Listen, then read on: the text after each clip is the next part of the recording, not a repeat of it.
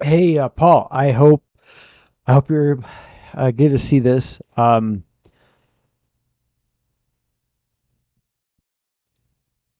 want you to understand that I'm here in good faith and in trying to figure out these good form actions of how we are supposed to judge each other and our ideas. I believe I've found some of the core, like the I think I found the core problem of what's making us all talk past one another, and it is the most complicated thing that humanity has ever dealt with, and that's why we haven't figured it out yet. I love so much of what you say in here. I love your League of Politics series. You state at some point that you don't think they're useful tools, and I really greatly disagree. When you're showing people that Vosh has good takes, you're doing something very nice there, something very good. To all those that have the Trump derangement syndrome towards Vosh of hating just everything in his ideas and thinking he's a bad, terrible person, you're helping anyone that could potentially see that, hey, oh gosh, he actually has some really base takes. He has some really, in fact, he's got some things I agree with. I think these are really useful intellectual tools, logical tools.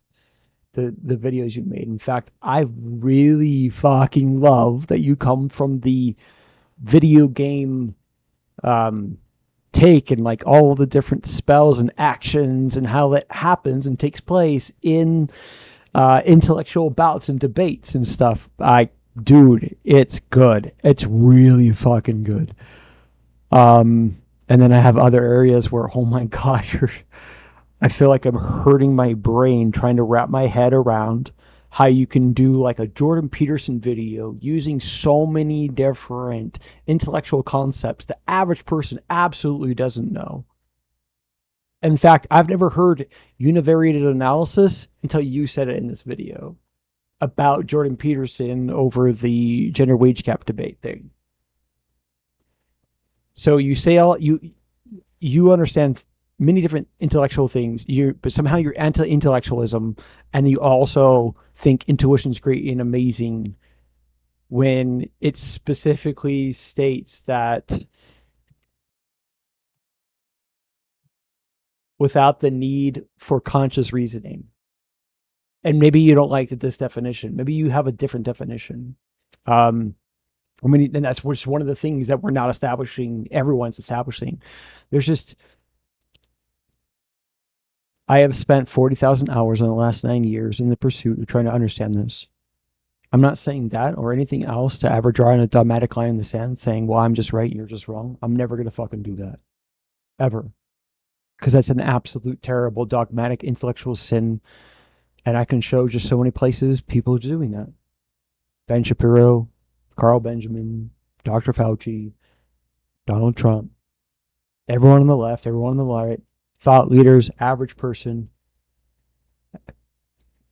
Of the things that I've analyzed the most are interpersonal relationship conflicts. This is all about ideological resolution. You need your ideas to actually, if there's conflicts inside of your ideas of what you think is right and what is wrong, that has to be resolved. One of the examples I give is the Ferberizer method is a popular method um,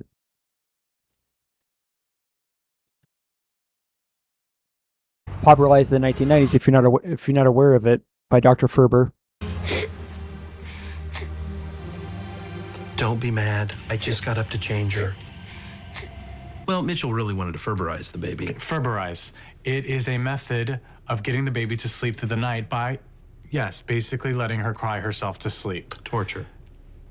It's not torture, Cam. It's just hard if you happen to be a person who hates to hear another person suffer. Or two people suffer. So there's a lot to unpack here. One of the main problems is that you cannot just agree disagree. If I'm Cam and I think that every day at nap time and at bedtime actual torture, emotional harm is occurring to my child, this will be a constant argument that I need to bring to my spouse, whether I'm married to Mitchell or a woman, a wife. Doesn't matter. It's the same fucking thing. This ideological conflict has to be resolved. But too often there's just a stupid amount of things everyone wants to use to pull the ripcord of agree to disagree, or that's a semantic argument, or whatever it is, to just avoid the topic, avoid the thing. Like here in this example of the Ferberizer method, there are scientific studies that shows that it gets the child to self-soothe. There's a doctor that recommends it, an authority figure, a knowledge source authority of where you get what's right and what's wrong. This is a good thing to do. This yields the result of the goal that we're trying to do. We want our child to not be a self-entitled, horrible brat with lots of bratty behavior. I also fucking really agree with that. I want the same goal.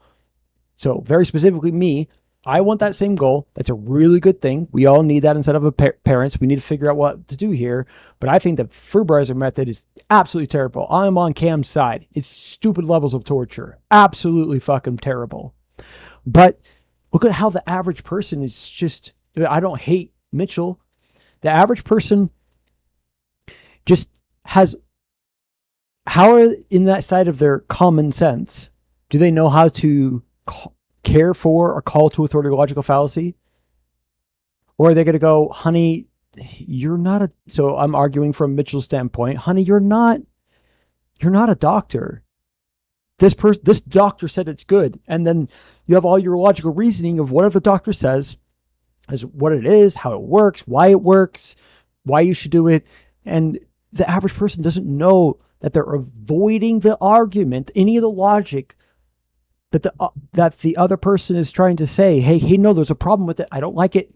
Like whatever it is, and they're not going to be amazing at articulating their ideas. The average person, they're fucking not. They're going to have some level of, rational, either concern or motivation or understanding of like, I think this is just really bad. Like I think it really causes harm. Like it really bothers me that we're doing this thing.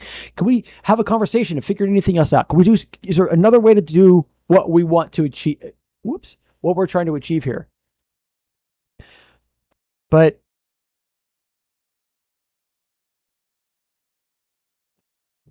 one of the things that I think is consistently happening is the average person, literally on a daily basis, instead of their interpersonal relationship, are engaging in informal debates in the battle of ideas over a long, long list. How about social media? Is that really good? When should we have smartphones for our kids? They just banned smartphones in California in schools. Gavin Newsom just did that. And then I can show PBD podcasts, guys covering that thing and doing Trump derangement syndrome in reverse, where they have Gavin Newsom derangement syndrome. So when they go to try and validate any of the good points, potentially, of the motivations of why Gavin banned it, or how complicated the topic is and how much we need to figure out, okay, yeah, there's suicide rates and depression rates that are skyrocketing in teenage girls. Can we do something about that? And not one fucking time did the PBD podcast guys say we need to do that or try to go through any of the good arguments as to, okay, I can see he's doing a good thing here. And, I really care about this topic too. Nothing like that. It's just high level character assassination, vitriol, literally calling him the devil. And then when Adam on the PBD podcast is trying to pull Tom and Vinny back, saying, hey, hold on a second, can we just give a little bit of credit here when it's his turn to speak after Tom and Vinny go? And they're like, no, you can't do that. Like this constant pattern is just reoccurring throughout all of society. Character assassination is the name of the game because our epistemic standards are in the fucking shitter. And the average person is actually thinking that they're so much higher, that they are so much higher than they fucking are, and they're not. and then that the average thought leader is at really high. I think the best we ever had inside the United States of America, inside of our academia, very specifically educated in debate and epistemology, I think the best we were ever at this Pell standard, pathos, egos, logos, was 44 out of 10. And I don't think I'm exaggerating at all. Not even a fucking little bit. But we're acting like academia at any different time. Like, oh, we were wrong 20 years ago, 50 years ago. This is the Douglas Murray problem of not just inside of, but our culturally, oh, racism only existed, slavery only existed, however long ago. But today we're really good. Politically, we were really good. Scientifically, we were really good. Like, academia is really perfect today. Yeah, we were wrong however long ago, 5 years ago, 10 years ago. But you can't get the average person to see, like, no, there's actually lots of problems right now. And that's one of the arguments that I have of, like, I can just show so many places. People that are very well educated in debate, people that have gone to Ivy League schools, did dissertations on liberalism. I can show Carl Benjamin. I can show James Lindsay, Ben Shapiro, just displaying stupid levels of high-level intellectual sin. And I love Ben Shapiro. I voted for Hillary Clinton in 2016. I got the gut punch all the other liberals did of how the fuck did Trump win? Instead of doubling down on the left and now being far left, I said, okay, I have to be missing something. And I started watching Ben Shapiro. I watched so much of Ben Shapiro. Fucking love that man. And during all that time, for a long time, I never saw anything like, there were definitely many times I disagreed with his behavior. I disagreed with his ideas or presentation or whatever it is. I think he's missing this, whatever, all these different things, but I was never disgusted. And when the Steven Crowder versus Ben Shapiro, Steven Crowder versus Daily Wire thing happened, and Ben Shapiro made the 13-minute video of "We're under attack," he does so many different stupid fucking levels of intellectual sin in there. It's insane. Like, I can't believe it. It broke my brain. I had to watch it over and over and over again. One, he strawmans the fuck out of Steven Crowder's arguments. Doesn't even talk about the core moral philosophies or anything like this. He strawmans the fuck out of him. And then he goes on to say that the 45-minute video that Jeremy Boring made about the thing is absolutely comprehensive and irrefutable, drawing a dogmatic line in the sand for his in-group and out-group, saying that whole thing, no one can criticize it. Our logic is perfect. We're perfect in our ability to judge this situation of business, how to judge another person we thought was on our same ideological, cultural side, that we no longer are not only working together with a business, but no longer are friends. And the level of disgust and vitriol you can consistently see on Ben Shapiro's face, where we talk about whole, facts don't care about your feelings and emotions versus logic thing that Ben Shapiro, like, just one of the many examples showing high level cognitive dissonance of, like, what the fuck are you talking about? You're so stupidly levels of emotional in here or there or there or there or there or there. Like, why are you never owning up to this? And it isn't, Ben Shapiro's the fucking problem. It's not Trump. The blame is on the long, oldest form of problem that humanity has been consistently trying to fight against. And it's whatever allows for tribal dogma and tribal taboo, where it's the heroes versus the villains. It's the saints versus the sinners.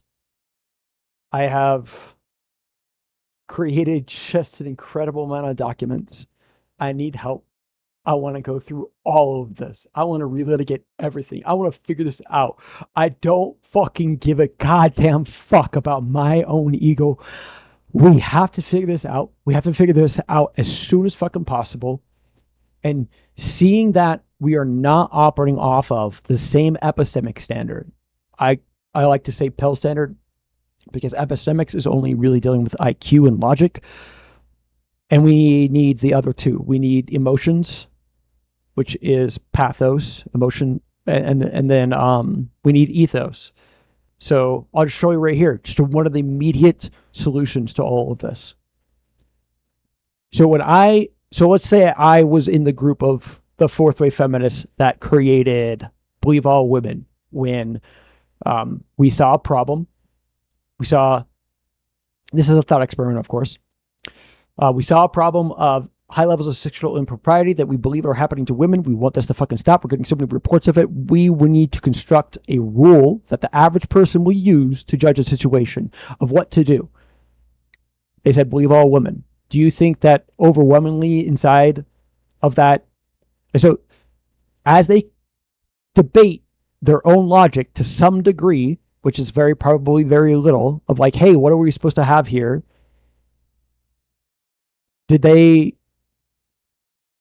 do any decent level of like, so okay, what I'm getting to is the math teacher principle.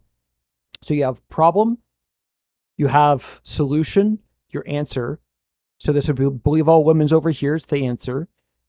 Problems, the sexual impropriety, and you have the logic. So what does your math teacher want? Your math teacher wants to know the multi-step process by either algebraic or calculus equation, whatever it is, to understand the problem that you had. What are the logical steps that allowed you to arrive at the conclusion? And so the ethos part of all of this is that when I can, so changing the thought experiment, if I am ever going to create anything that people are going to operate off of, I'm going to update eye for an eye to turn the other cheek, whatever it is. I'm going to create rule sets of what we're going to do inside of during COVID. Doesn't matter. The, when our group, so let's say I'm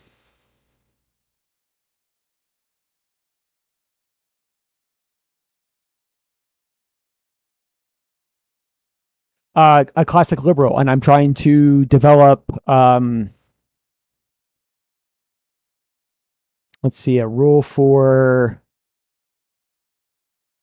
okay, I see mockery is a problem and we should ban mockery everywhere. Now this is not my actual argument, but this is what I do. So but when I debate that and I have all of this problem, answer, and the logic, and I have all of that, I have it in a document and I can explain all of it, I can debate it. The math teacher principle is that when I do that, what I want to do, what I should be doing, the good intellectual maturity thing to do is to go, Paul, what do you think? Please tell me everywhere where you agree and disagree, and it isn't just you. So what would this would be in group debating one's own ideas and then allowing and then also greatly desiring external praise and criticism of the ideas, of the logic. What do you see? What do you think? And I've made so many things in this pursuit of trying to show those things. This right here, it's a long process, but it's a much more productive and efficient one, and it has what I think is the core measurement thing we have to be able to measure as to whether or not we can do this American experiment. We are an egalitarian, liberty-minded society. The manner in which we are supposed to be able to resolve our ideological conflicts is not using physical violence. It's not using all these different forms of warfare, financial warfare, emotional coercion. Cancel culture, by the way, is a form of warfare to resolve ideological conflict, force other people into one's will. We're supposed to use the battle of ideas and the political system to resolve the ideological conflict. Where is the line? Where is the Goldilocks zone for abortion or whatever the problem is, immigration? We're supposed to be able to debate with one another and figure out where that line is. But if we're measuring extreme levels of acts of defection from inside of our battle of idea conversation,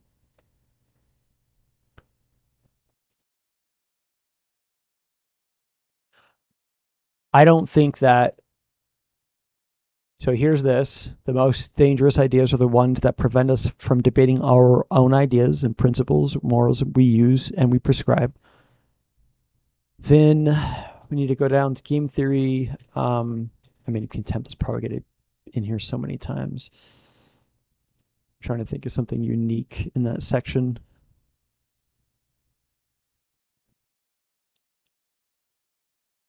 I was trying to come down to here.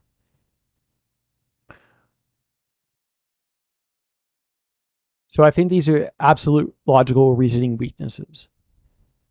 If I specifically say that I want to disrespect you, I and want to enact spite, I have a desire to hurt, annoy, or offend you, and I'm enacting spite. So if we're constantly measuring, if we just looked at the last year of conversations and the thought experiment debates, I'm sorry, thought leader debates, if we go in and we see how often are we measuring the holier than thou? How much are we seeing people displaying mockery, condemnation, people saying that they should do these things because they see benefit, and I agree with them. There's constantly one of the main things that was happening is we're doing cost benefit analysis.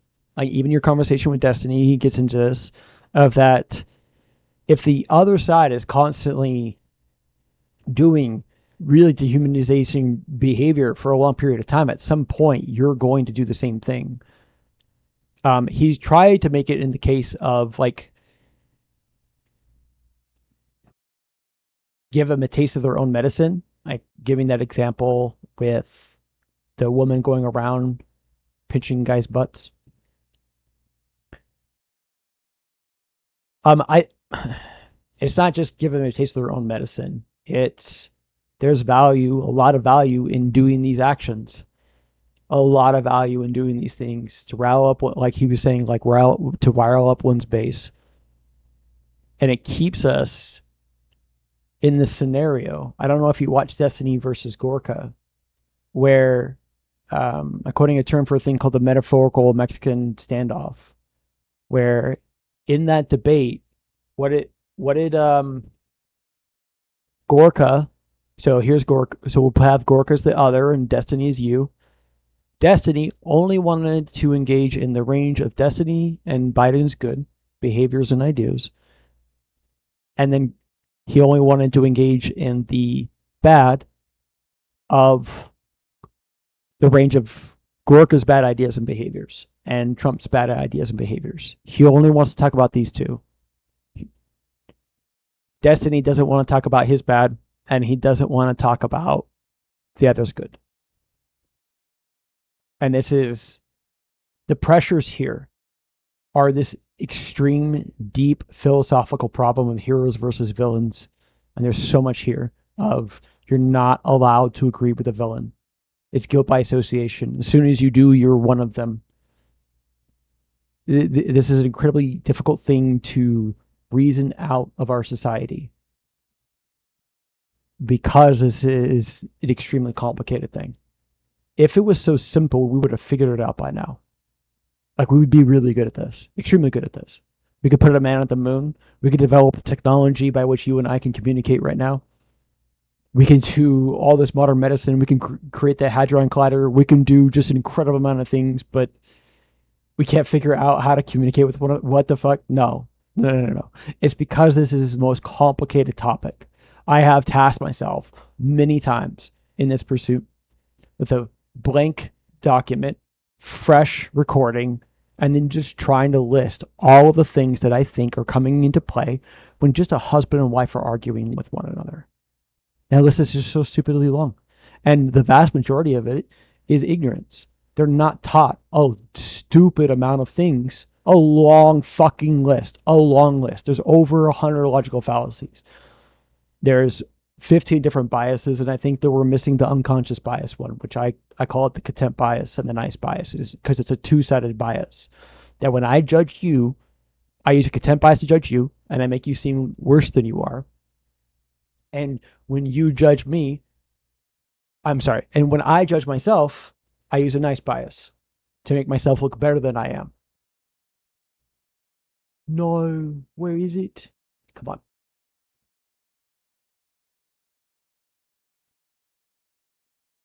Come on.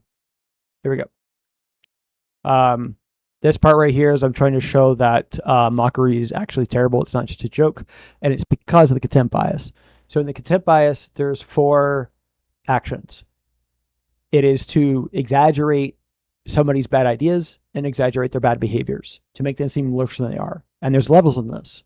You can have very low contempt for somebody and only do it just a little bit. And then as that goes up, it gets more intense. Think of, and then the other side of that is the destructive nice bias, because there is a good form of being nice, obviously. Well, we can get to that. And so when I judge anyone with a nice bias, typically myself and my own in-group, I'm going to exaggerate their good ideas and I'm going to exaggerate their good behaviors. Then I downplay our bad ideas and I downplay our bad behaviors. This is how we get these results of assuming the best of somebody's behavior or interpreting the best of somebody's ideas. This is how we get to and then the contempt bias side, interpreting the worst of somebody's ideas and assuming the worst of somebody's behaviors. And this is, this side that I missed right here, downplaying somebody's good ideas, downplaying somebody's good behaviors. This is why everyone's constantly saying you're a liar and you're gaslighting me. Because we're not measuring this thing. It's like Jordan Peterson's no less test, where you get to measure your neuroticism, compassion, etc. But he doesn't even have a contempt in there. Because I don't know why. It baffles my fucking mind. But academia, for some goddamn reason, we shouldn't be calling it Trump derangement syndrome. The average person in common sense should know very well how to care for whatever this bias is called. I think it's called the contempt bias, the nice bias. And we should know what this is extremely well, that when I go to judge me and anyone else, I go to judge my daughter, I go to judge my wife, I go to judge my political opponent, political leaders, my own thought leaders, just like how you were debating with somebody and you think they're part of Destiny's cult. I actually don't think Destiny is a cult leader. I will absolutely debate you on that harshly. Not that you're not also in so many ways right. And that's the problem with this. The list by which we judge ourselves and each other, we haven't figured it out yet. You don't know what it is. Neither do I. Neither does Destiny. We all have piecemeal understandings of what these things are. But the list is just so long. And that's one of the things that I believe I can show. Just going on the last month of Destiny's debates and conversations. And we can just pick like 3 debates and 3 litigations of those debates. Like the Rob Noor, it was like 5 hours in debating insurrection and what's happening there. I actually don't think Rob Noor's being bad faith. I don't.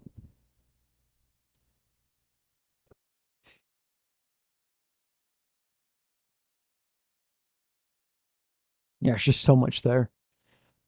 There's everything from, I think that we absolutely need to know what the definition of insurrection is. Excuse me. Sorry, I just ate a smoothie. But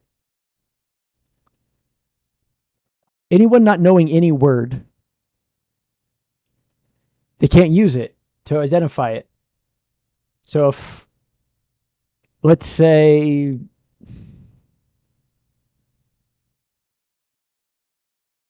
trying to think of like a really good word that like would describe somebody and we just remove it.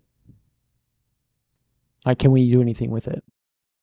But insurrection is an action, a repressive action, where a group of people, to get their ideological conflict resolved, get what they want, they're using threats of violence or violence with just a protest. It could absolutely just be a protest at the wrong place. So it is absolutely critical that the average person has the definition of common sense in their common sense, so that way they will never engage in an insurrection unless they absolutely think it is necessary. Because they know what it is. They know how to identify it. And if they think democracy is absolutely on the line, then yeah, let's go fucking do an insurrection. You need to save your country. And I think actually to a good degree, a lot of people were there for that reason. But we have to see like this back and forth battle of like a boxing match from the left and the right, and that an insurrection would be like hitting him below the belt. And Okay, can everyone just constantly do this thing? Can every group that whatever it is they want, this is how we make decisions inside of our society? We're now you whatever it is you want, just go get enough people, go protest and whatever it is, and if it gets violent, that's fine because that's what you need to do. You need to get what you want in society and then replace it with whatever group, from Marxism to anything you want on COVID. Instead of us using the battle of ideas, instead of us using our political system, let's just do this insurrection thing over and over and over again because it yields results. There's benefits. People get what they want. I mean, that didn't happen on January 6th. They didn't get what they wanted. But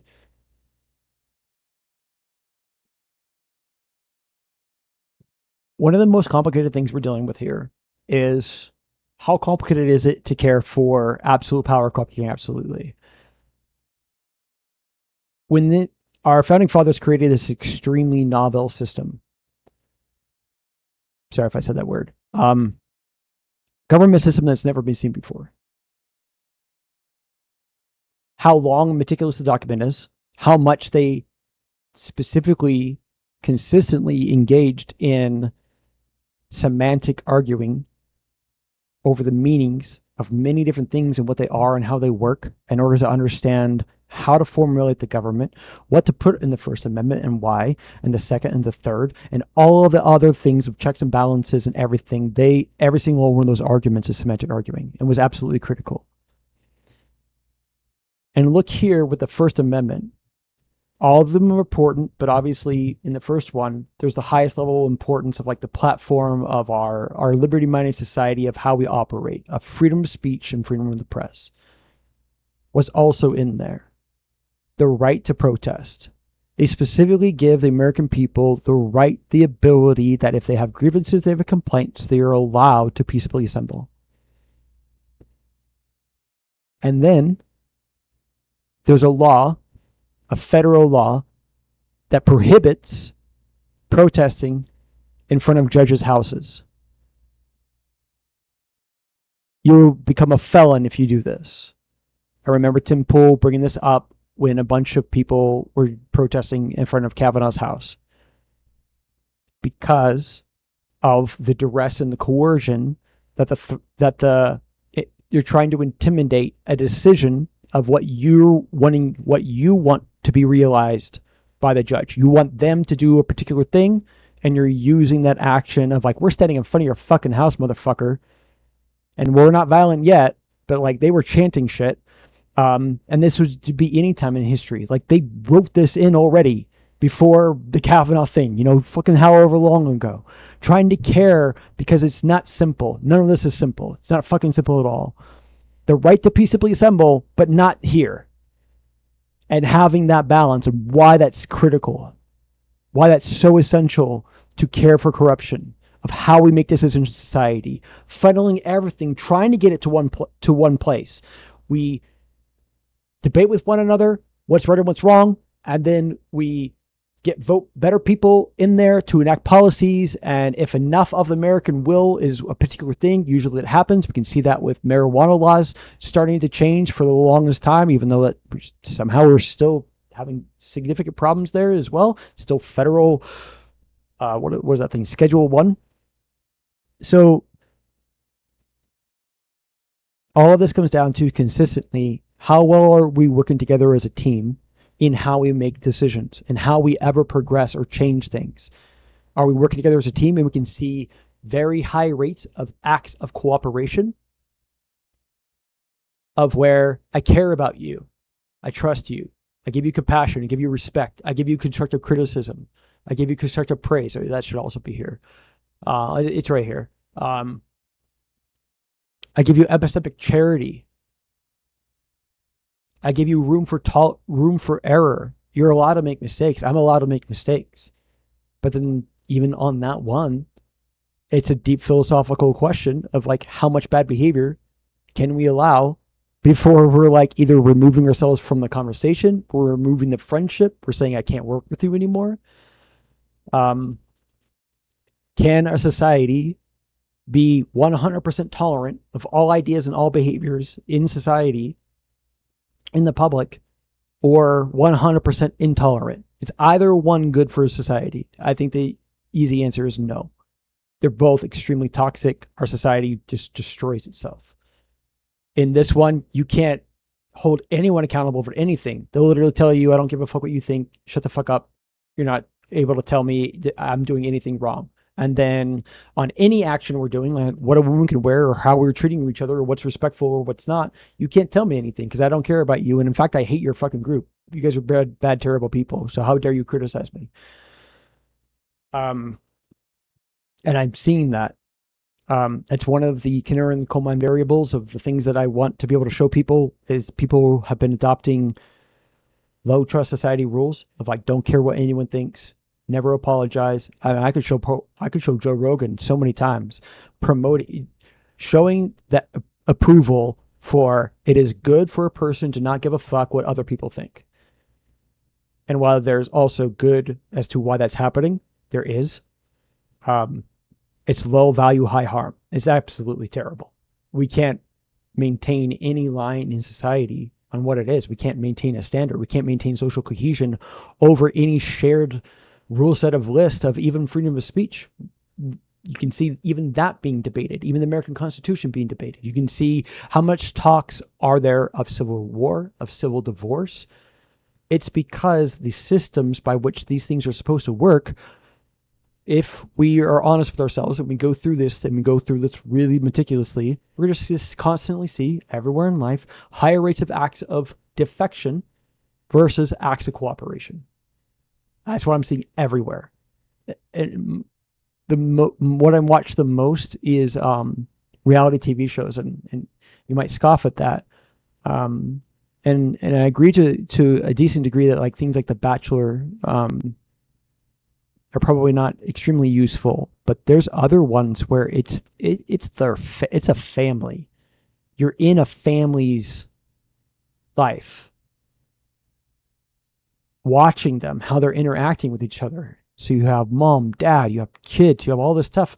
Like, sure, there's a camera there, and we need to figure that out. But still, like, you're seeing how they're handling their social negotiations. How can they trust each other? When do they do? Or here's the one: how do they resolve their ideological conflict? Do they use emotional coercion? Do they use threats of physical violence? Are they yelling and screaming at one another, trying to force the other person? Why can't you just hear me? Why can't you just do what I'm saying? Why can't you just see that I'm right? And all these other things.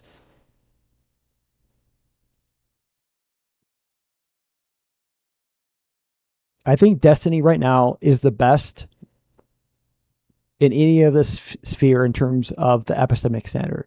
Again, the Pell standard, Pathos, Ecos, Logos standard. I think he's at a 5.5. I think Ben Shapiro's a 4. I think Jordan Peterson's a 4.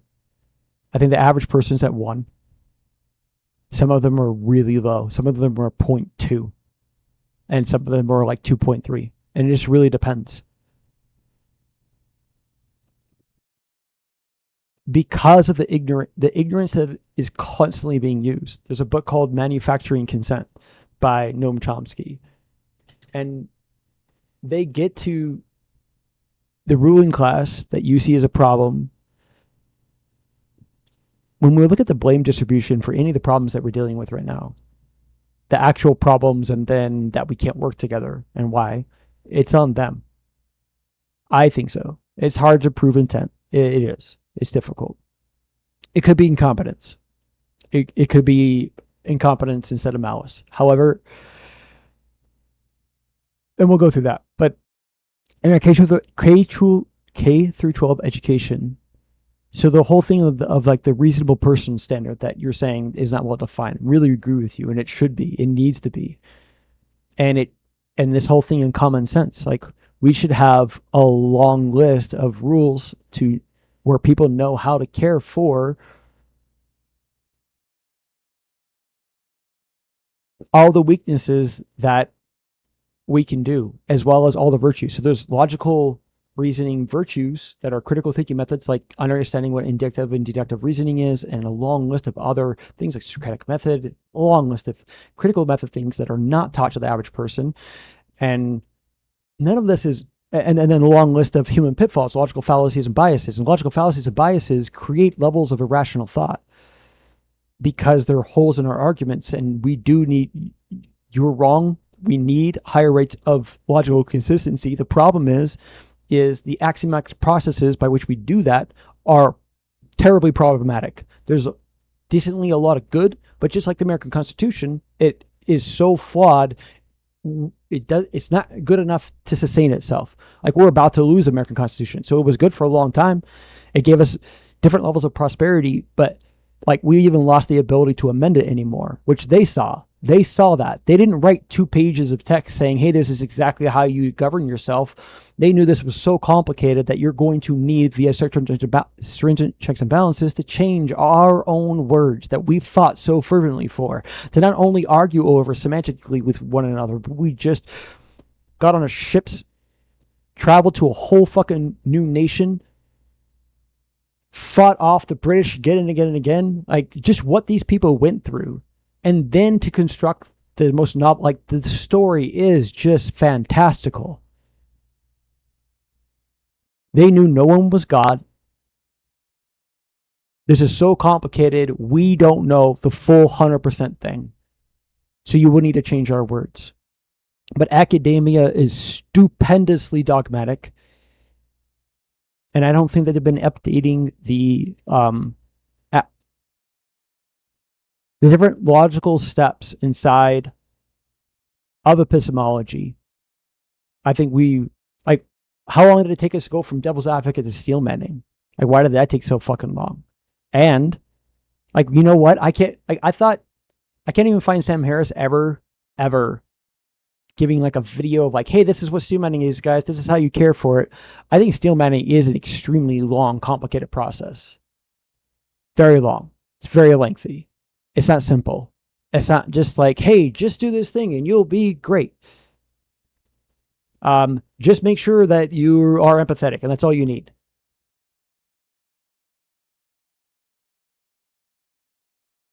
One of the things that I'm constantly being able to show is the guilt by association. You're not allowed to agree with the villain. That when Cuomo and Candace Owens were debating on Patrick Bet-David, and Candace Owens says, hey, Tucker Carlson just went over and interviewed Vladimir Putin, and look at the comparison to Joe Biden, you can literally see the contempt bias and nice bias happening in full view. Guilt by association. Cuomo doesn't want to be seen at all acknowledging anything good about Putin, because then he'd be bad as him. We still, for some reason, have this stupendously inside of our society, and this forms levels of irrational thought. And it makes us have to lie. You're not allowed to say good things about the bad person.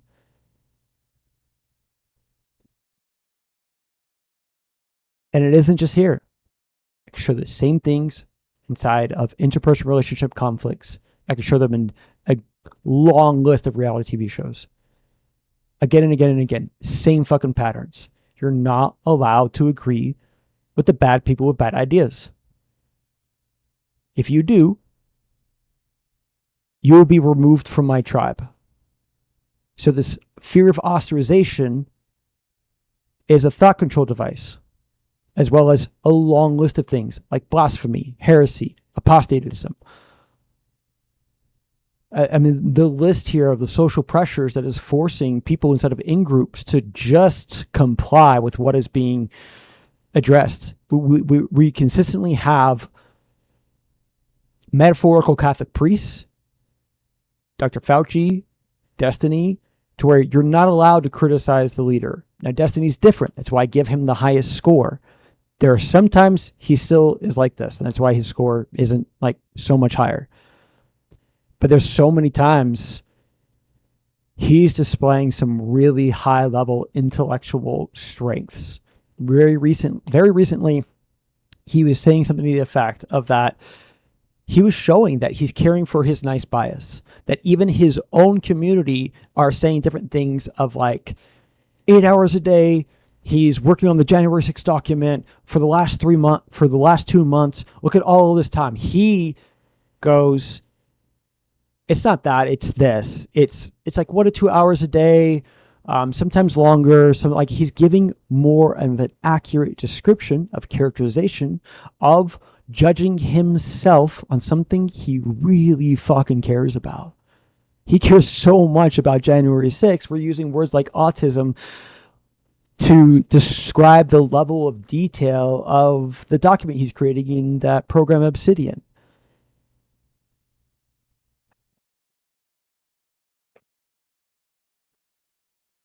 You know what I want when somebody's going to judge me? I want that level of work. I don't want this insane, stupid level of hasty bullshit. Let me just show you one of the things that is just constantly happening inside of interpersonal relationships: the egocentric bias, where we are not with the other person, and even when we're in the same fucking room, we don't know everything they're concerned about. We don't know everything that they're doing. We're not seeing it. So when we are asked of like who's contributing the most in this team environment, both people, like even just on chores, will overestimate. But somehow we get to 150%. And the egocentric bias is constantly at play everywhere. When the left judges the right judges the left.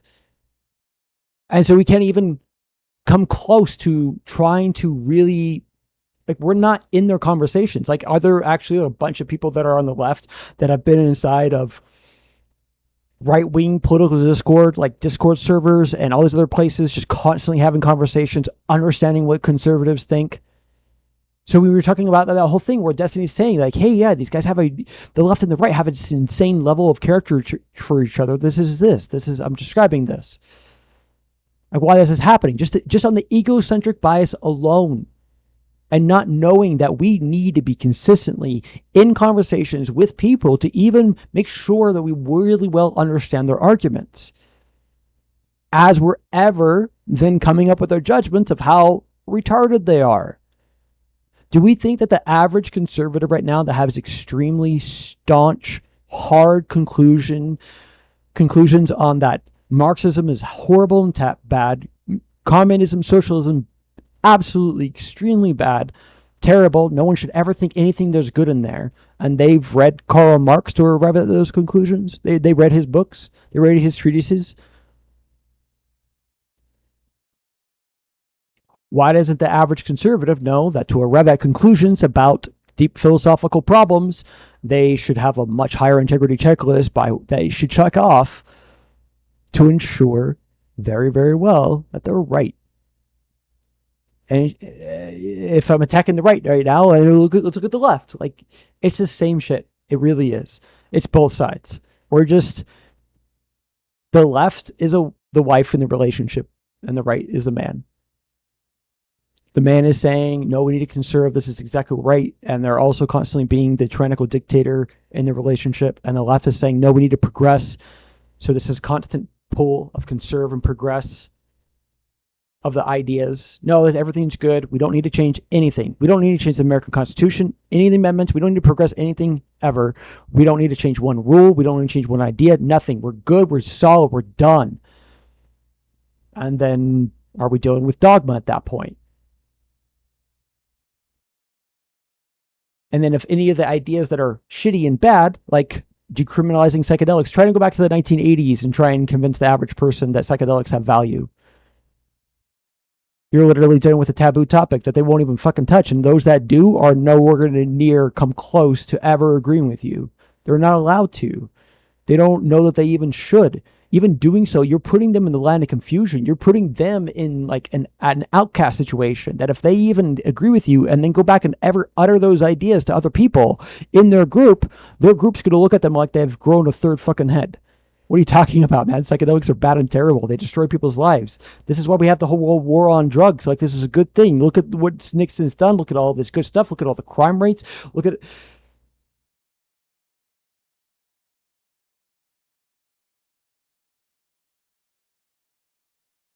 I appreciate you listening, man. Love you. I'm sorry this was so long. I hope to talk to you sometime. I mean, I can just go on and on and on and on. Like, I really can. I've done this so many times for like 8 hours straight. I just got done recording a 5-hour thing today. I'm hoping to edit it tomorrow and get it out, but I'm novice at a fuck ton of this. I'm really bad at it. I have so much to learn. I don't even, I know like 2% of how to video edit.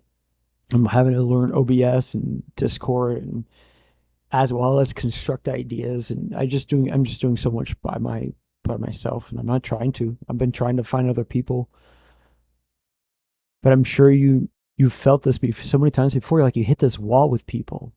Like I saw that debate you had with you were moderating, and it was Rob Noor versus Sitch. Rob Noor got really frustrated with you constantly. Like was like, what is even the utility of this debate with what you were trying to do? And I think that what you were trying to do, I think you have really good motivations there. I think you really want to stop all of the yelling and screaming and the insane levels of drama that are happening in these conversations. But this is an extremely difficult thing of what's happening in these conversations. There's so much to go through. There's so much to analyze. But the biggest one is that we're not using the same standard, and we're acting like we all are. That it's just common sense, and it's not. It's never been.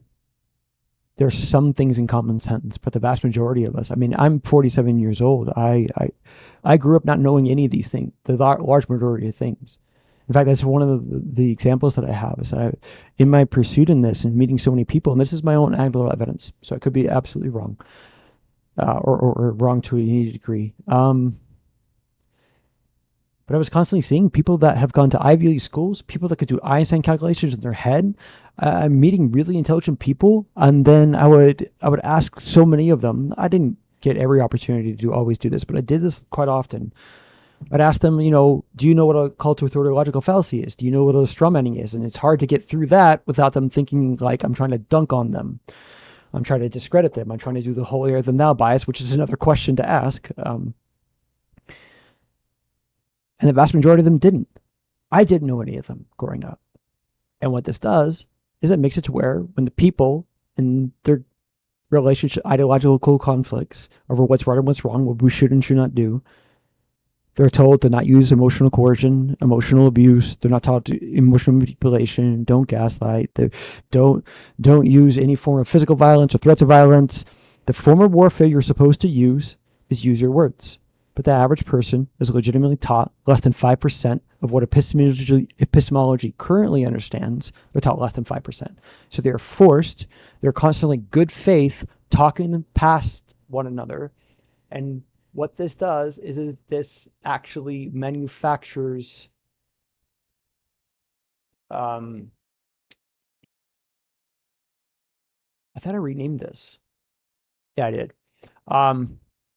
This right here. So you have the measuring harm principle. So this would be like the whole cried out method and Cam and Mitchell. And so Cam is constantly thinking that the thing they're doing is extreme high level harm to someone we both love, our child. And every day he's hearing cry, cry, cry.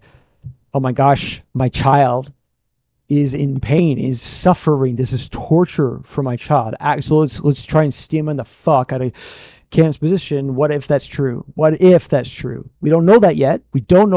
But what if that's true? Okay, if it's true, well, we fucking need to figure that out, right? Yeah, absolutely. Let's do that. So that this makes it to where we have to progress our ideas because we currently are doing the thing and thinking it's good. The Ferberheiser method, cried out method. We have this goal. We need to do this thing.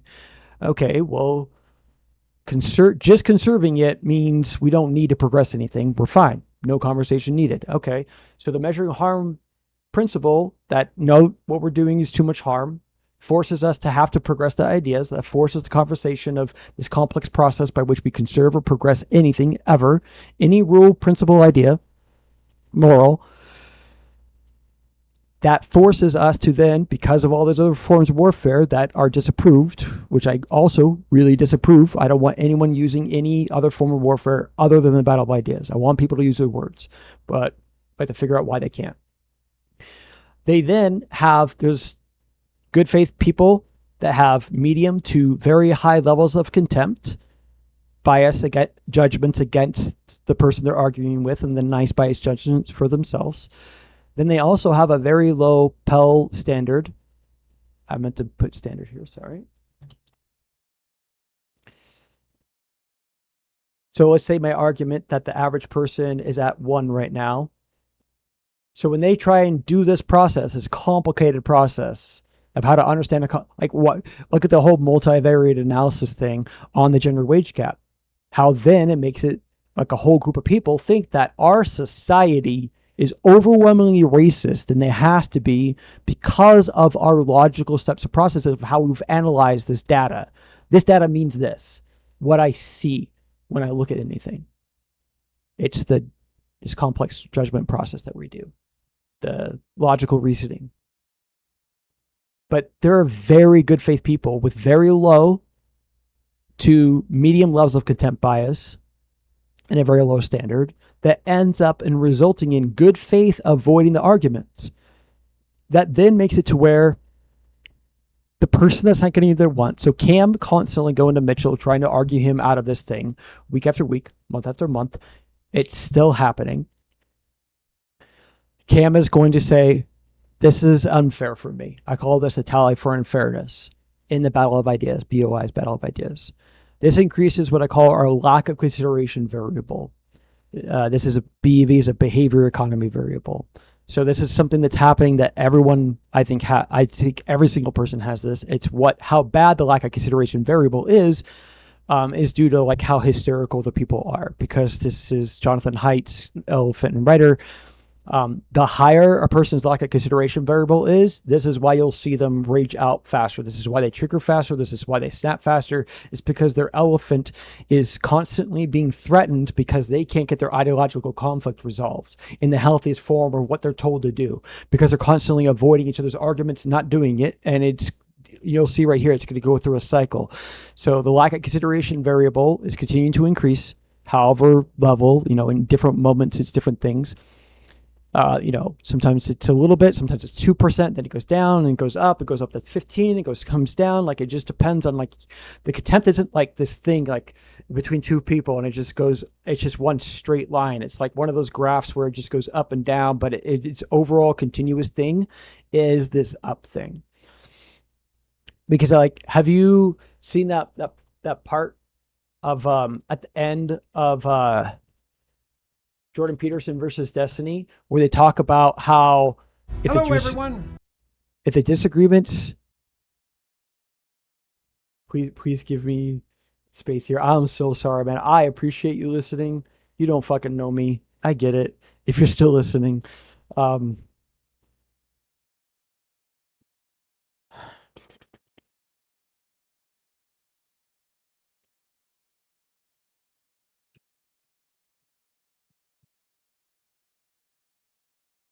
is this it? Nope. Next one. Wait, what? Oh, there we go. Here it is. Talking. It's not like the disagreements are going to go away. Yeah. We will start fighting. Yeah. Right. Probably same for marriages too, even. Talking, right? Absolutely. And talking can be very painful, because a conversation can kill one of your cherished beliefs, and you will suffer for that, although maybe it'll also help you. Mm-hmm. But the alternative to that, death by offense, is death.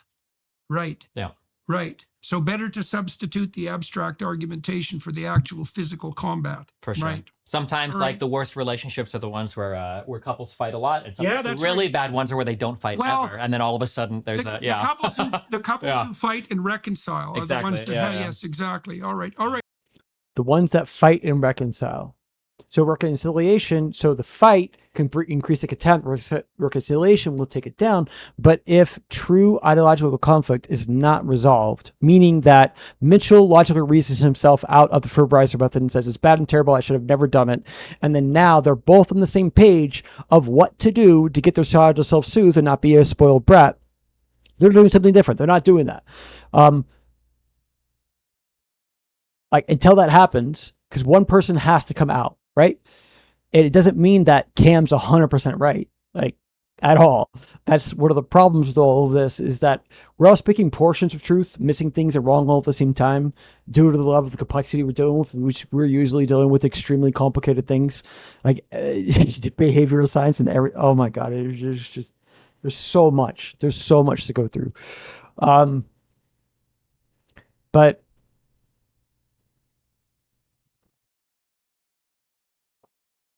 the whole thing of the disagreements, they don't just go away. But look at that ripcord that people pull. Oh, I just agree to disagree. It's actually terrible.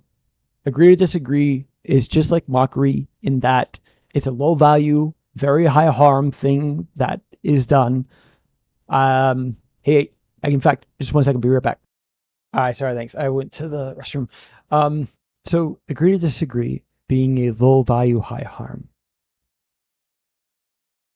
What happens? So let's do a thought experiment. Let's test this. In fact, one of the, even right here, makes me want to go off on a tangent of how useful thought experiments are. And I've met people that think that they are only mental masturbation. Can I work with that person? Can I use the tool of a thought experiment and work with that person in intellectual endeavors to figure things out? Every time I bring up a thought experiment, that person is, even if they do someone and try to engage in them, they see no value in it. They think it's only stupid, it's bad, it's cringe to do it. They're not there with motivated reasoning trying to do that action very well. I think these are thought experiments. That's why I love a lot of how Destiny argues. Is just constantly using thought experiments. They're extremely, extremely useful to demonstrate ideas. So here with agree to disagree. What happens going forward if every single person in every single scenario, as soon as ideological conflict is seen, instead of between a husband and wife, parent and child, between thought leaders, between any groups of people, between political pundits, anyone, everyone, everywhere, in all podcasts, everywhere, as soon as disagreement is seen, everyone goes, I know what to do here. We're all supposed to just agree to disagree. We're trying to do the good thing of stopping everyone from blowing up. Imagine that's what you did constantly throughout the Rob North thing. Like, hey guys, just agree to disagree. So we all pull the ripcord. We're like, yeah, agree to disagree. Yeah, this is a really great thing. We're avoiding everyone from blowing up and yelling and screaming, getting the blame game war things, yelling obscenities, majoratives, saying things we don't mean, etc. We're okay, great. We're avoiding all of this harm with agree to disagree. What happens if every single time, actually every time, we just do that and that's all we do? I think we will want to kill each other in a short period of time, within less than 24 hours. Ideological conflicts like trans kids, immigration, inflation, the Cam and Mitchell arguing over the Furbrizer method. We're trying to use the battle of ideas, and we're all just constantly saying agree to disagree on all of these topics we care about. Well, we can't use the battle of ideas to figure any of this out. We're not doing that. We're actually not doing any of the work to do that. We're constantly just pulling the ripcord. Nope, agree to disagree. Nope, agree to disagree. Nope, agree to disagree. Don't talk about that topic. Think about like all the different topics that are not allowed to be spoken of, like at family dinner. Those are all taboo topics that as soon as you bring them up, everyone's gonna yell and scream at each other. Really good points. But it's not like Jordan Peterson said, it's not like the conflicts just go away. And so agree to disagree gives this stupid level notion that it's fine and we can just agree to disagree. No, we can't. No, we can't. On some things, on sometimes, and for some period of time. Like one of the friends that I met a while ago, she added just 2 words, and I think we need a lot more here. But the 2 words are so big, so big. Agree to disagree for now. Changes the framing so much of like, oh, okay. So it quells people's elephant. So like, oh, okay. Right now we're gonna table this conversation. We're gonna agree to disagree for now, and at some point we're gonna readdress this. Like we're in a thought experiment of what if we're headed for the Titanic right now?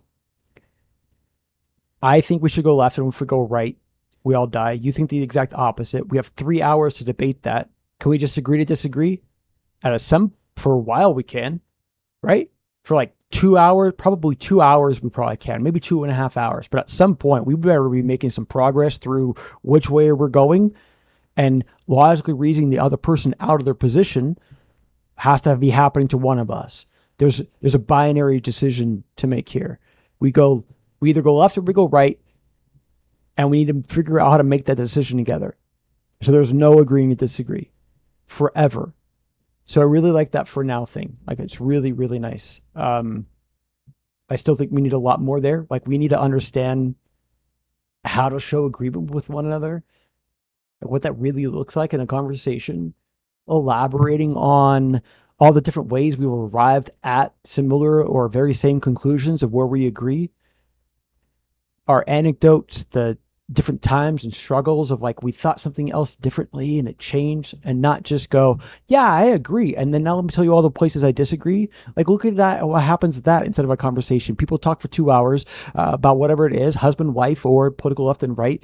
And then every single time either person has a turn to talk, they go, yeah, I agree, but, and then they go on and they say, so we're literally for 100, almost 100% of the time from both people, only focusing in where the two people disagree.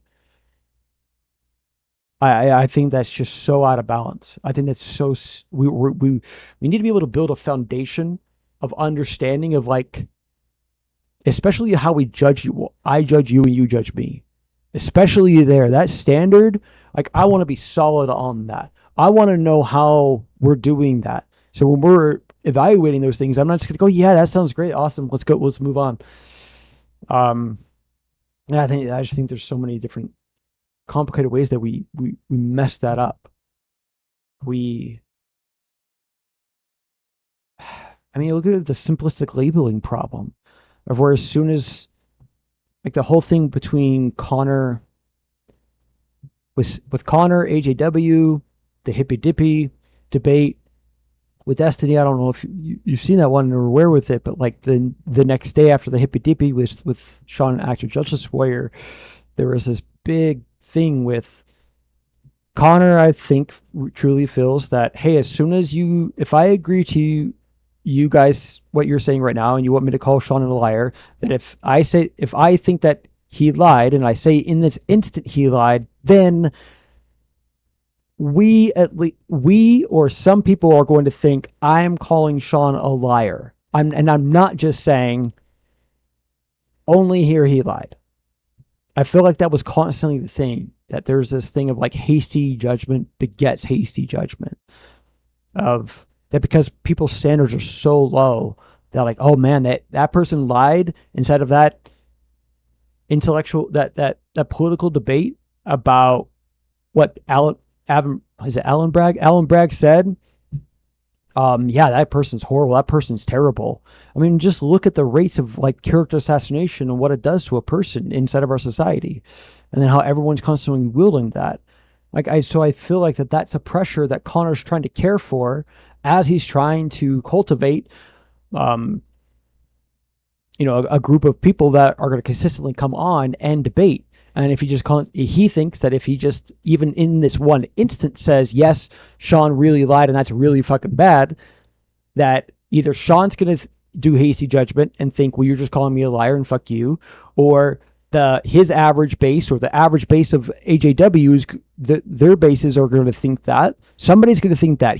I think that the subtext there is that he grossly fears too many people on just the admission that he really lied here is going to make Sean a liar. We all think he's a liar. And then when we have to see this fear of ostracization thing, remove the person from the tribe, as soon as like nobody wants a person that is a liar or a hypocrite and all these other things, long list of an asshole, a bitch, all these long pejoratives. No one wants that in this out of their in group. Everyone was like, yeah, don't work with that person anymore. Remove them.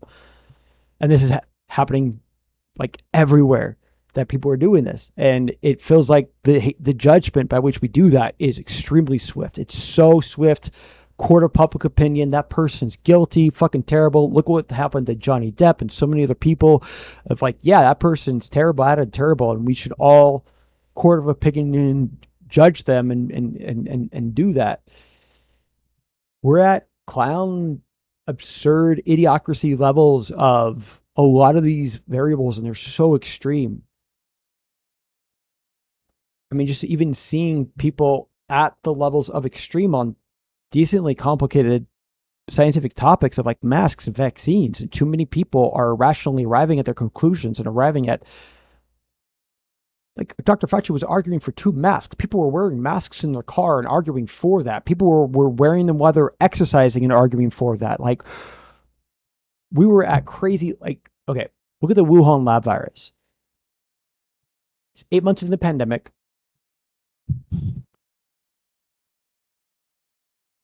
We see the whole world upended. So we're all measuring harm of all of these different things during all this time. What the lockdowns are doing. We're seeing domestic violence rates go up. We're seeing substance abuse increase. We're seeing there's depression rates with kids. We're seeing they're disconnecting. We're seeing the so many education things as we're trying to mitigate to online thing. Like there's just all these problems we're all measuring because of this shared existential crisis. And we need to see something extremely key here that a lot of people are still using in their judgment, where it's the premise of the movie The Watchmen, where the most intelligent man became the enemy so that the United States and Russia and the world will unite in the common enemy. So look at 9/11, we can achieve consensus. Even though we were wrong together, because whenever we're wrong, we can course correct. As long as we're doing this, working together as a team, and we're reaching some level of consensus of whatever we're supposed to do. So yeah, weapons of mass destruction, we were wrong, but we were wrong together. And that is actually a really, really good thing. We need to understand how to better judge where we're wrong, but still. But the contrast is in COVID, we couldn't get consensus on anything. At the beginning, it seemed like we could, but we couldn't. We didn't. We had, again, the most extreme views on masks and lockdowns and everything. And we saw the trucker convoy, and we saw vaccine mandates that did happen to some degree, that corporations were imploring and firing people.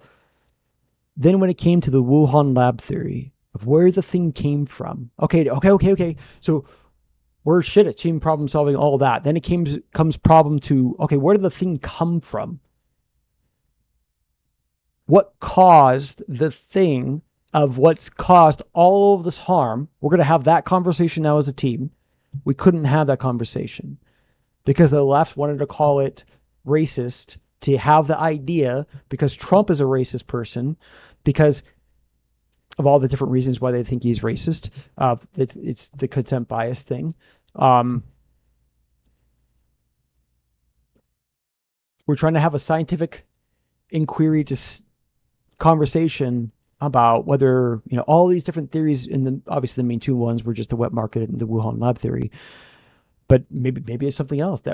Only thinking it's those two things would be the black and white fallacy. So maybe it is something else.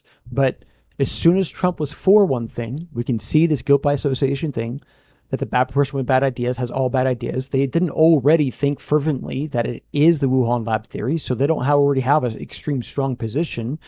And they can even say, well, you think it came from China, it didn't come from China, and you're racist for even saying it and how he's saying it. Like China, and it's China's fault.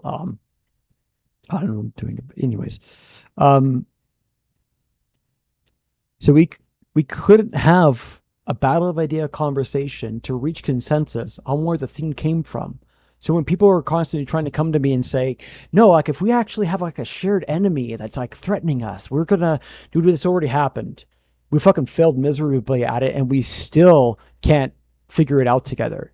And that was 4 years ago. And we're seeing everything is even still worse. Like we're absolutely headed for civil war, like hands down. And I'm not saying you absolutely have to have my judgment. So there's 4 boxes of liberty. There is, wait, where is it? Right here.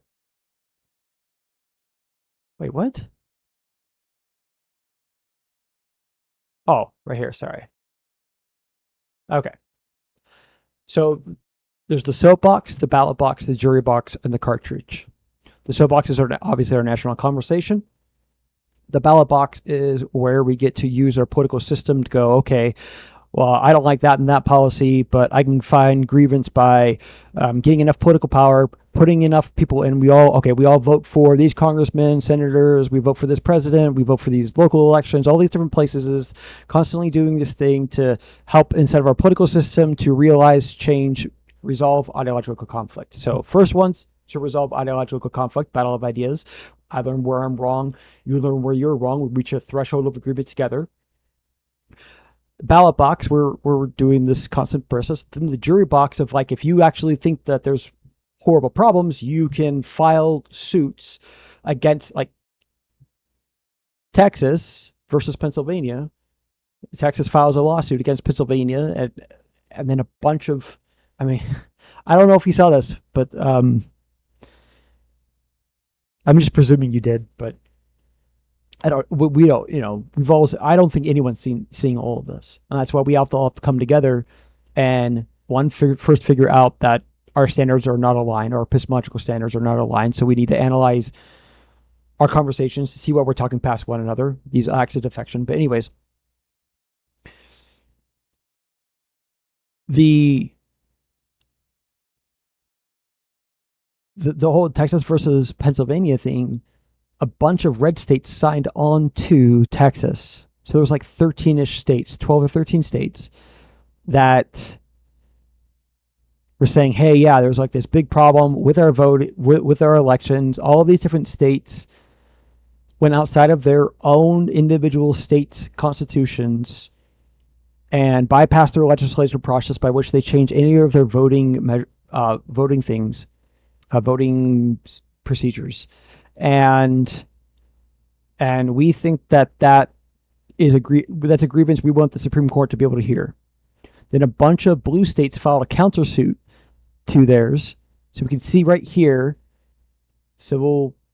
high levels of civil conflict over a decently complicated topic, probably a pretty complicated topic. And then the Supreme Court denied hearing Texas's day in court. So one of the overall things is that if enough people on either side, it's either side, it doesn't have to be both, but largely I think it's both. If either side sees enough unfairness in the first three, the jury system's not working for us to hear our grievances. The ballot box, when we vote, is not fair for us anymore, and the soapbox isn't fair for us. We talk about conservatives getting banned. Obviously, that's changed with Elon Musk, but there's so many things that both sides can tally of unfairness inside of our national conversation. I mean, just constantly as the left and the right judges each other ever on a fucking daily basis, whether it's on TikTok, Twitter, any social media platform, mainstream media, like there's just so much unfairness literally happening every single day that everyone's going, well, this is unfair for us. Both sides are okay, Tim Pool and Destiny both are calling the other side death cults, evil, threats to democracy. This should be a canary in the coal mine variable that these, I would probably say they're B-list thought leaders, like Ben Shapiro and other people who are higher. But any level of thought leaders, like actually stating those things about other people, like that's scary. That's extremely, you're calling them evil. And I've even seen recently Destiny is trying to pull back. Like I saw him recently say, I need to stop using that word. He's calling them evil. And I really like that. That's why it's just one of the many, many, many examples I give Destiny the highest standard. Like he actually has some really good levels of intellectual charity and maturity and being honest about these things. Like specifically on the Texas versus Pennsylvania. I remember when he was reading the Colorado decision by the Supreme Court. I think it was our Supreme Court ruled on whether or not Colorado could remove Trump from the ballot. And on stream, Destiny was reading their judgments, and he was seeing that the manner in which they were specifically phrasing why they denied their Colorado's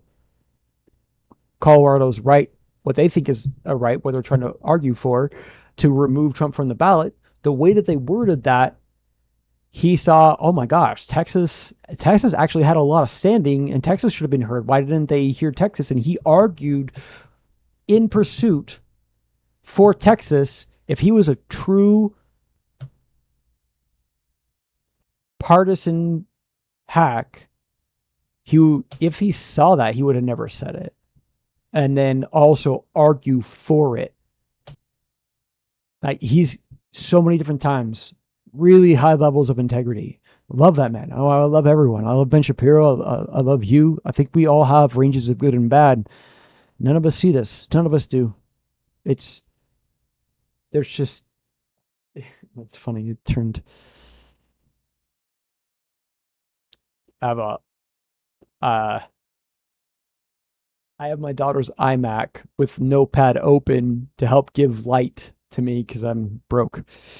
A lot of problems in my life, and judge everything about me. But what list are you using? What standard? Where did you learn it? I just don't think we're asking that question enough. And I think that if we did, and we saw we're all not using the same standard to judge ourselves in the complicated world around us, that there's human pitfalls, weaknesses in our ability to do that. We're not 100% wrong. I'm not making that claim, but we're nowhere near as right as we think we are. We're speaking portions of truth and missing things and wrong all at the same time, even coming from experts.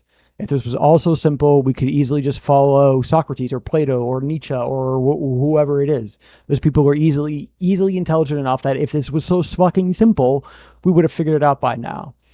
And my real good argument, I actually think I even have a better argument than that for why this is not so simple. If this was really so simple, and that common average person is like, it's just common sense to be a good person, the average person would have figured it out by now. And it would just be everywhere. It would just easily be in everyone's common sense of how to do all of this. It's so easy to be a good person. But it's all due to the level of the corruption of the thought control devices that exist in any one group. And if there are thought control devices in a society, you cannot have an egalitarian minded society. You have to have you have to go back to a dictatorship. You have to. I don't want that.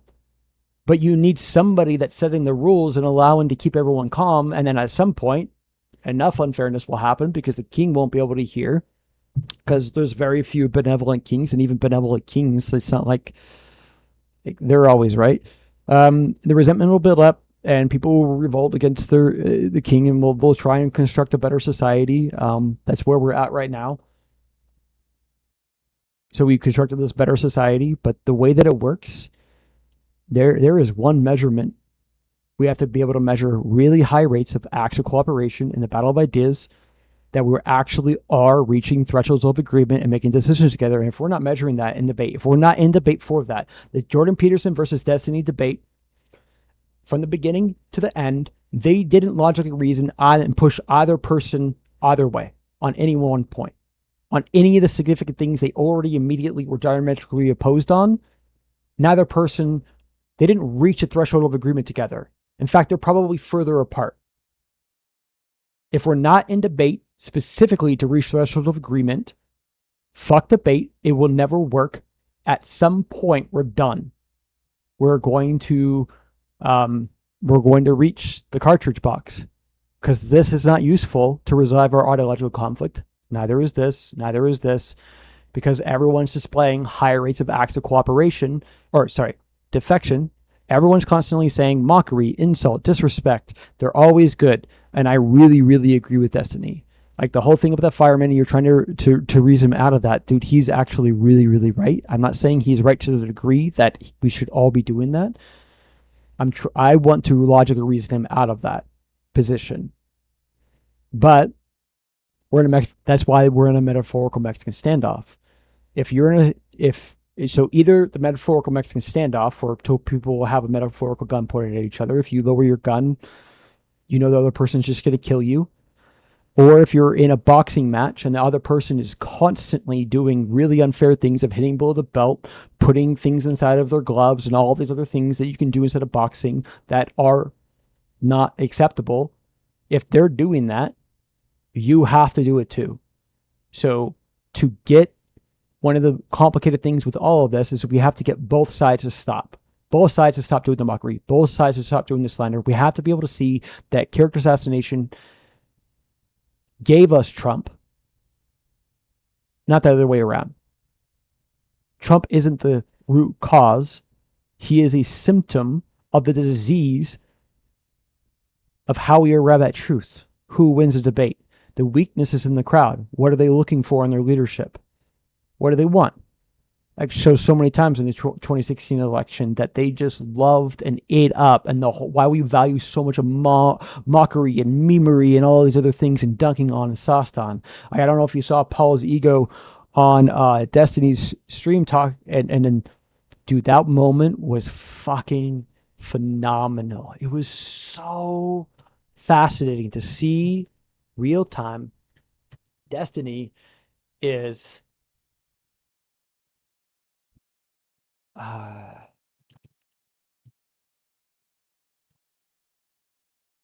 so Destiny meets Paul's ego. They have a conversation for 5 hours. The basic the summary points, critical points here are that Paul's ego claimed to have read X, Y, and Z philosophical treatises, that inevitably at some point in the conversation he admits that he never read any of them, as Destiny actually pushes him on those things, which is what we need to do. We need to do that. We all need to do that. It's called policing our own.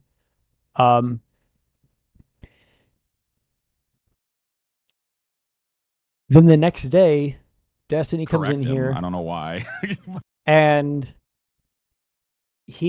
a bunch of his audience showed him this clip, 41-second clip of where Paul's ego is talking about how Finkelstein sauced on Destiny in the 5-hour debate between on Israel versus Palestine. And we see right here that a person, so he would probably be like a D-level thought leader. None of this is a pejorative. I'm not using that as a slur at all. I'm trying to be as accurate as possible. We have all these different levels of thought leaders. So he's probably a D-level thought leader, and his standard by which somebody wins a debate is watching a 20-minute clip out of a 5-hour conversation. And then because Finkelstein is doing all of these antagonistic things, being a disruptor in the debate, he values it. He thinks it's good. In fact, he's done it. Again, low value, high harm actions. But people can't see the high harm. They only see the value, and they don't think it's low. Remember, we're in the shit and we can't see things. We're all just slinging mud. We're at a table, and instead of having healthy conversations, I'm just trying to get as much mud as I can that you're giving me. Anytime you admit you're wrong in your bad behavior, or I'm able to dig up dirt on you, I use that, sling the mud right at you. Done. And you're discredited. All my base doesn't see you. You look like a fucking fool. Good job. We're a clown show. Over and over and over again. So right here, this is just so fascinating, where you can see real-time Destiny. He gets to this moment of where, like, no, never again. And I hope I'm going to be able to find it. About a thing you brought up having to do. See the wrist drip? There you go. Stern glass Hamburg chrono. Pretty wearable watch. And it's a mecha court, so I don't have to wind it. I think I'm going to be, like, going forward, being way less selective about getting quartz watches. When I first started getting into watches, I was on mechanical watches only, really. And now that I own 2 quartz watches, well, I own 1 quartz watch and 1 digital, I love them all. So, Actually, you know what? So before he said all of that, Destiny says something else, and right here, he's changing his mind. I'm trying to get the thing he said. Finkelstein. I've watched the Finkelstein conversation, and Norm Finkelstein sauced on him. I saw Destiny's debating. All right, that's the end. I've tried. I did the quiz thing. That's the end. It felt really awkward, but I did it. He's showing Destiny's showing his standard, and everyone needs his standard. I'm not arguing against it. I'm arguing what is this standard. But he's saying, like, okay, never again. I'm never going to engage with X, Y, and Z people again that display whatever behaviors. That's it. Anyway, but then I let him save face at the end. I have no more goodwill. From now on, there will be no bridge building at the end of a conversation like that. Stop being cringe whenever you talk to us retarded as possible. He just said there's no bridge building after the end of a conversation, that 5-hour conversation, and how bad it got. It kind of seems like it. And I think it's because he sees the standard by which he judged a really high level political issue. We need to solve Israel versus Palestine. Like, we need to figure out what's going on there. Right? Just more mayhem happening is not the answer. So what form of warfare are we going to resolve that conflict?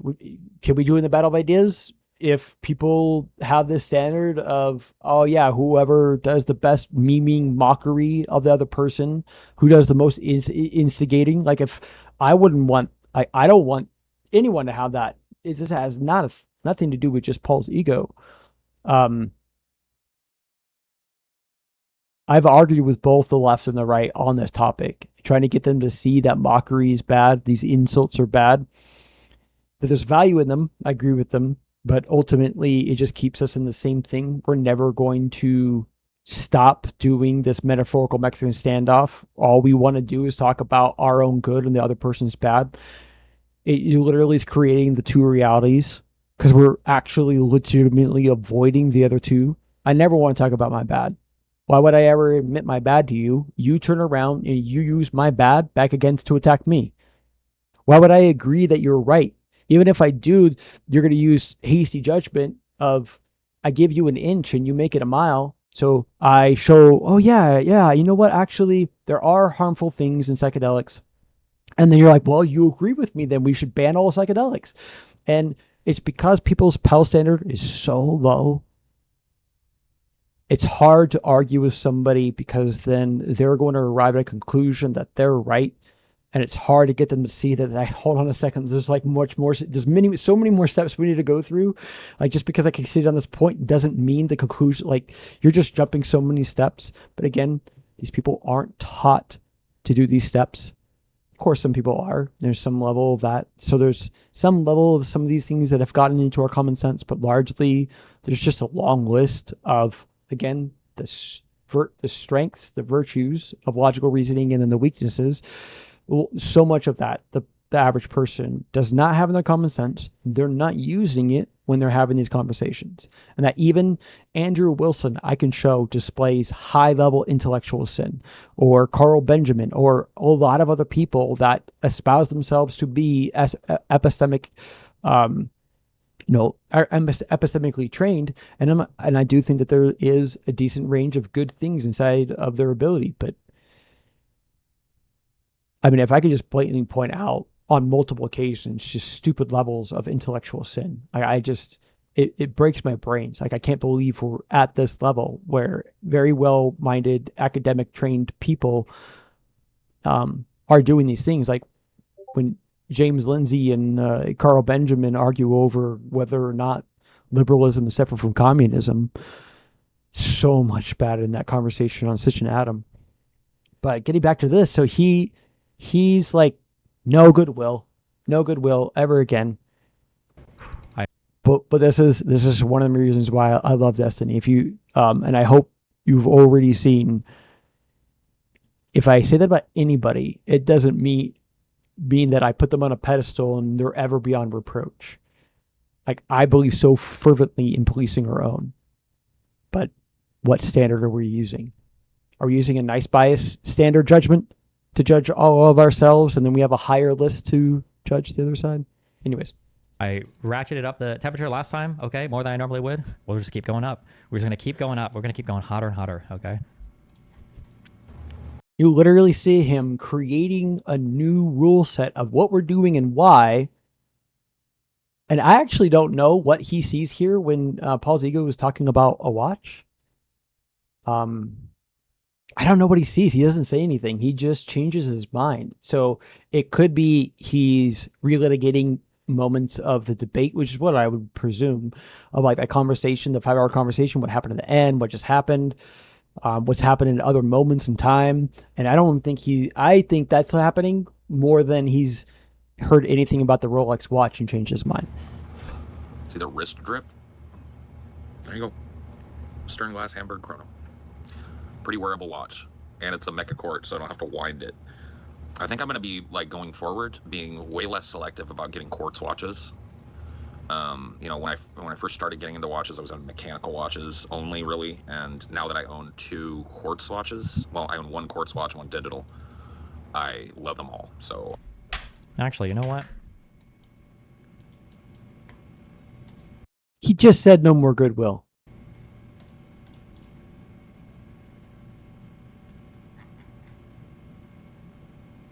And he's giving more.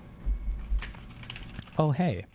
I had some questions about a thing you brought up having to do with how communities perceive each other on the internet, even if the commentators seem to be in alignment on a lot of other issues. Do you have any time today to chat about it? I'm streaming for another 5 hours. Smiley face. well, I'm probably gonna end up getting that. Hey, buddy. Hi, what's up? People in chat said that you want. So they end up talking, and Destiny's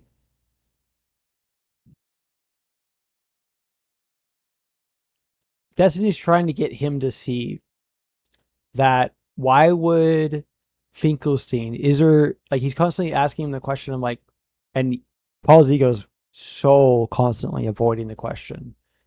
But Destiny constantly is asking him, like, why, do you think it's immoral for Finkelstein to accept the debate? Do you think that, and Paul's ego, because he did something to Milo Yiannopoulos and he wrecked his career and he sees the value in that, then sees this value in a person being an agitator in a conversation.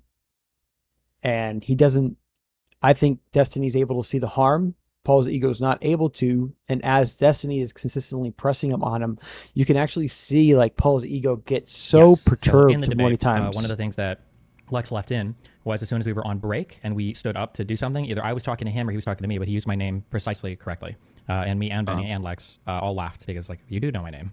Okay. Also, he gave multiple interviews after that debate, one with Brianna Joy Gray, and he said that his Maybe intention... he was correct. Maybe he was corrected post debate, right? No, this was during our debate. Okay. He gave an interview after where he talked to Brianna Joy Gray, and he said that his goal for going into that debate was to just turn it into a clown show the entire time. Fair enough. Did he actually say that, or what were his words? Because that sounds like a Destiny paraphrase, right? That sounds like a dig, right? Destiny, like, it's not just, hey, I think you're paraphrasing. It's Destiny paraphrase. Like what did he actually say about his intentions to Brianna Joy Gray? If you just shoot me a transcript or something, I'll read it myself. You ain't gotta, Yep. Hold on. I don't think you guys can. Oh man, fuck. Well, hold up. Let me just do this real quick. I was streaming and I didn't even fucking start my. So people have just been listening to me the whole time on my. No, you're good. I sent you a YouTube video where he talks about it in the beginning. Okay. You DM'd me on Twitter. Yep. And I'm thinking to myself, you going on a show, right, and saucing on somebody pretty hard in a debate. And Can you give me an example of me being invited to a serious conversation and I go and I shit post the whole time without bringing up anything of substance? No. I'm saying this post thing, this like after party where they're clearly just reveling in what was seen as an optic win for Finkelstein. Well, right? Here's my. Well, okay, here, one sec. It's cringe. No. Like, It's not about it being I think cringe. you've done. Nope. Okay, go ahead. Real quick, can you? I'm linking you this. This is just like you just watch like 20 seconds of this, real quick. Okay. Yeah, give me a sec. Subtle statement. There's a reason why genocide is such an importantly guarded concept. It's not to condemn every nation goes to war. This is time. This is timestamp to what? This was a timestamp link, right? Yep, it's a timestamp link. Just watch it. I believe 1.5 or you can watch it at 1 time speed. Okay, I think it's just like 30 seconds. Yeah, this is when we go on break for a sec. I think. Subtle statement. There's a reason why genocide is such an importantly guarded concept, and it's not to condemn every nation that goes to war. Wait, you do know how to pronounce my name. Are you mispronouncing it intentionally? I made you into an Italian all the time. Yeah, so this is when he thinks we're off camera and the break has started. Yeah, like I said, I didn't watch the whole thing. I probably didn't get through to this point. But yeah, okay. no, that's cool. Okay, but can I ask you a question? Nope, not yet. Why? Wait, not yet. Backing up. You agree he was mispronouncing my name. If we look at what he said to Brianna, we look at what happened on break, and then you compare the fact that he said my name 10 different ways. We agree. See right there. Do you see what happened with Paul? I didn't get That's through to great. this point. But yeah, Okay. no, that's cool. Okay, but can I ask you a question? Nope, not yet. Why? Wait, not yet. Backing up. You agree he was Right there. What, can I ask you a question? No. Oh, I can't. And we're constantly doing this thing of, is what's happening in the conversation right now fair for me? Are my concerns being understood? And it's like we're constantly doing this thing of like no steel man my side first. But like we need good charity here to be able to do that. Anyways. Pronouncing my name. If we look at what he said to Brianna, we look at what happened on break, and then you compare the fact that he said my name 10 different ways, we agree that he was mispronouncing my name intentionally. That was like a meme for him, right? Probably, yeah. It seems that way given the context you've given me. I don't see why that changes anything, but didn't say how to change everything, but he was mispronouncing my name. You also agree. Wait, real quick. You also agree. Memes. We're not talking about making memes. Real quick. Hold on. Why am I being interrogated about your Finkelstein appearance? You're not. I just want to make sure that we have like a same factual understanding of what happened. Okay. You also agree that he said to Brianna that if Moeen was going to have a serious conversation, like it was frustrating me every time, and I was going to interject, and I would say, "Why are you even talking to her like that?" So blah blah blah. We agree that he said that to Brianna at least, right? Yes. Okay. So can I give you an example? I'm sure you may be aware that I had a run-in with Milo Yiannopoulos that ended up being used against him. So you agree that there are times when being an agitator is probably inappropriate? Yes. Okay. Yes. So if you get invited, in this case, when I said earlier that I believe that Norm Finkelstein might not be the best front-facing advocate for Palestinian liberation or Palestinian statehood or an end to the war in Gaza, right? He might not be the best, and that's the reason I said it, because I think he's abrasive. I think he's acerbic, and I think he's prone to doing things exactly like he did to you. Sure. So if this guy is not the best advocate, and he's an agitator, despite what he sells himself as, and if this is supposed to be an invite to a serious 5.5-hour conversation about an incredibly important issue that's affecting worldwide opinion about a lot of things right now, or at that time, do you think it was inappropriate for him to accept that debate invitation? That he should have said, "This is probably not for me. I probably don't want to. I don't think I should be involved in this." Do you think it was inappropriate for him to accept that? I mean, were you being an agitator and kind of acerbic when you named our 5-hour sprawling conversation "Smug Leftist Gets Double Dunked on My Show" or whatever? Well, one, I didn't name it. My YouTube guy did, but I'll take responsibility for it. Hold on. That's fine, but two, conversation about important things, though, right? No, it was like we're having we're having a casual conversation on our stream right now. This is a casual conversation on our stream right now. Okay, it was a sprawling casual conversation about 90 different topics that we had over 5 fucking hours. Yes, but this wasn't like a formal debate where people were being flown to location to. And so even right here, we have a misunderstanding of like we're constantly engaging in informal debates. Anytime there's ideological conflict and we're ever giving any amount of criticism or dissent, it's a debate. It's absolutely a fucking debate. It's not an absolute high-level formal debate with all these high-level standards, and there's a moderator, and there's all these things, and it's on camera. So everyone from a conversation on the street to a husband-wife conversation to their conversation on a political stream for 5 hours, those are all in different levels of informal debates because there is ideological conflict, and we are giving different ranges of criticism. Film. Okay. Important that people hear the truth. It makes the does that make your work less important because you were working with me? Excuse me, hold on, let me finish. It makes the appropriateness of the behavior a lot different. See, like even when he says "let me finish," Paul's upset, and I'm not. So my social movement project is to create the same list. I'm not for Destiny against Paul's ego. We're trying to create the same list by which we love everyone. We're able to give genuine, constructive praise, genuine, constructive criticism to all the range of the good and bad ideas and behaviors. The list hasn't existed yet. I truly believe that.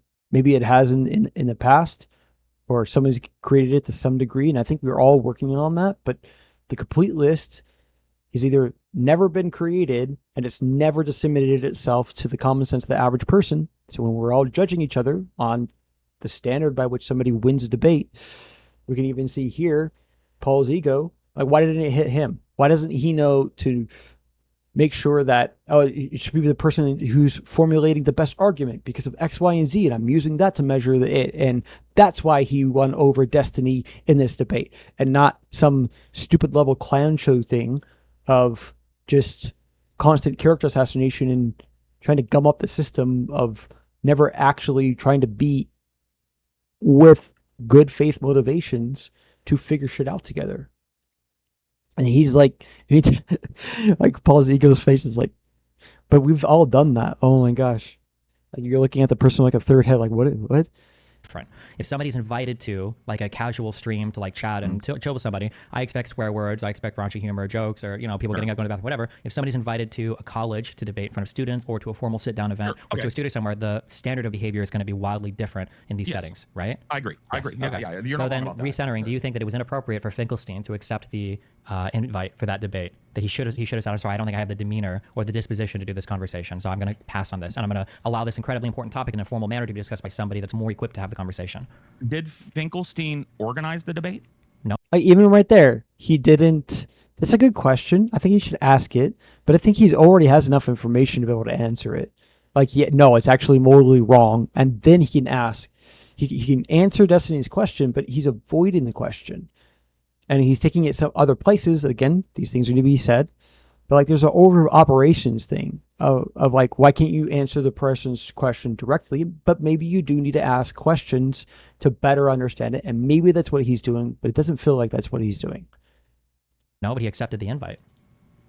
It feels like he's avoiding it because the whole premise for this of even Destiny pulling him in was because he saw that the standard by which Paul's ego was using to who won in the debate, Finkelstein won the debate. And what standard? He sauced on him because he did the better mockery and the better antagonistic stuff that Paul's ego values in debate. And Destiny's trying to understand why he has that standard. All of this line of inquiry over the last however long, like 15 minutes, has been in the pursuit of that. So he feels he's being judged. And this is essential. This is critical. This is intellectual jujitsu of we are going to get in these areas of where we're getting into the absolute nitty gritty of who you are, who I am, and what our ideas are. And we need to be able to absolutely go toe to toe, criticize each other, hold each other up to a mirror in the light. And Destiny's trying to examine him. And I think that Paul's ego is just trying to avoid all of this because then he has to admit, oh gosh, my standard's wrong. I should not have think Finkelstein won the debate. I should have a better standard. But the average person can't say that. And he's technically closer to the average person than not. Who invited him? Lex Friedman. Did Lex Friedman know Norm Finkelstein's past? I don't think Norm has ever had that type of behavior before. Okay, so you're saying that him kind of like agitating against you was different than when he yells and screams at everybody else? I have never seen him. Can you name a single other like TV interview, anything where he acts like this ever? Where he acts like this? I mean, no. Where he acts even like, close to this ever? I don't like I said, dude. I don't know why I've been pulled in to be the Norm Finkelstein advocate. Second time, he's trying to avoid it, saying, I don't know why I'm being interrogated about Norm Finkelstein debate. That was your debate. Rah, rah, rah. He's trying to, Destiny's trying to interrogate his standard. And he doesn't like that. No one, like the average person, doesn't like their standard being questioned. And there's a lot of reasons why that is. So there's a lot of good reasons why he doesn't want to know this, but it's absolutely a terrible weakness in our society. Get here. Well, you don't have to. Wait, hold on. You're only being mad because you're choosing the thing, it. though. Well, you could just say no. I didn't choose to come in here. You asked me to come in here, and this Finkelstein thing. I don't know why it's on your mind with regards to me. So you asked me before. What does it matter what I so you think asked about me. Finkelstein? Sure. So you asked me before yesterday. You said, "Why do people have such different opinions of each other on the internet?" This is one of those reasons. Because anytime you try to get close to figuring out why people do, they get uncomfortable and they don't want to explore it at all, right? Okay. So you had a very strong opinion about my conversation with Finkelstein, and that's interesting to me because when I think back to my conversation with Finkelstein, Did we talk about Finkelstein? No. Yesterday? No. When did I have a strong opinion about? Like last night when I was streaming, somebody sent you a clip or something? Yep. Dude. All right, my chat was asking me all these questions, right? You can watch it. I do nothing but talk to chat on those streams where I'm outside smoking But weed. if you have this opinion, it's probably possible that a lot of people have this opinion, right? I thought it was a funny interview. No, you didn't think it was a funny interview. You thought that he sauced me. You seemed like he annihilated me. Okay, I thought he kind of sauced on you. Yeah. Yeah. I thought he threw a fistful of sand. So initially, his framing, it was trying to downplay what he said in his arguments. And maybe he misremembered, and that's possible. In your debate prep. Sure. And I thought it made you off balance and uncomfortable. And I thought it made him look better in the debate. Sure. For the 20-minute clip that you watched of the 5.5-hour conversation, right? For the 20-minute clip of the 5.5-hour conversation that I watched. Yeah. My opinion was that he sauced on you pretty good. Sure.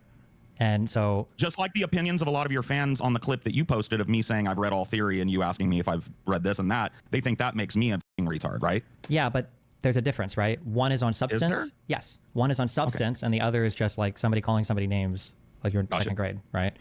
Okay. Did I do that to you? I disagree with him there. I think both things are on substance. Like, I'm not, I'm not really sure. I would have to ask Destiny really what he meant there. But that like confuses me, just like Paul's ego is confused. We're like, we'll get these moments where we're like, what? What did you just say? Because it feels like, oh man, it feels like you have cognitive dissonance. I don't know what's going on. To you yesterday? No, Finkelstein did that to me. Okay, I'm sorry for that, bro. No, you don't have to apologize. I don't care about the apology. Well, you've asked me in here to like talk about this Finkelstein thing.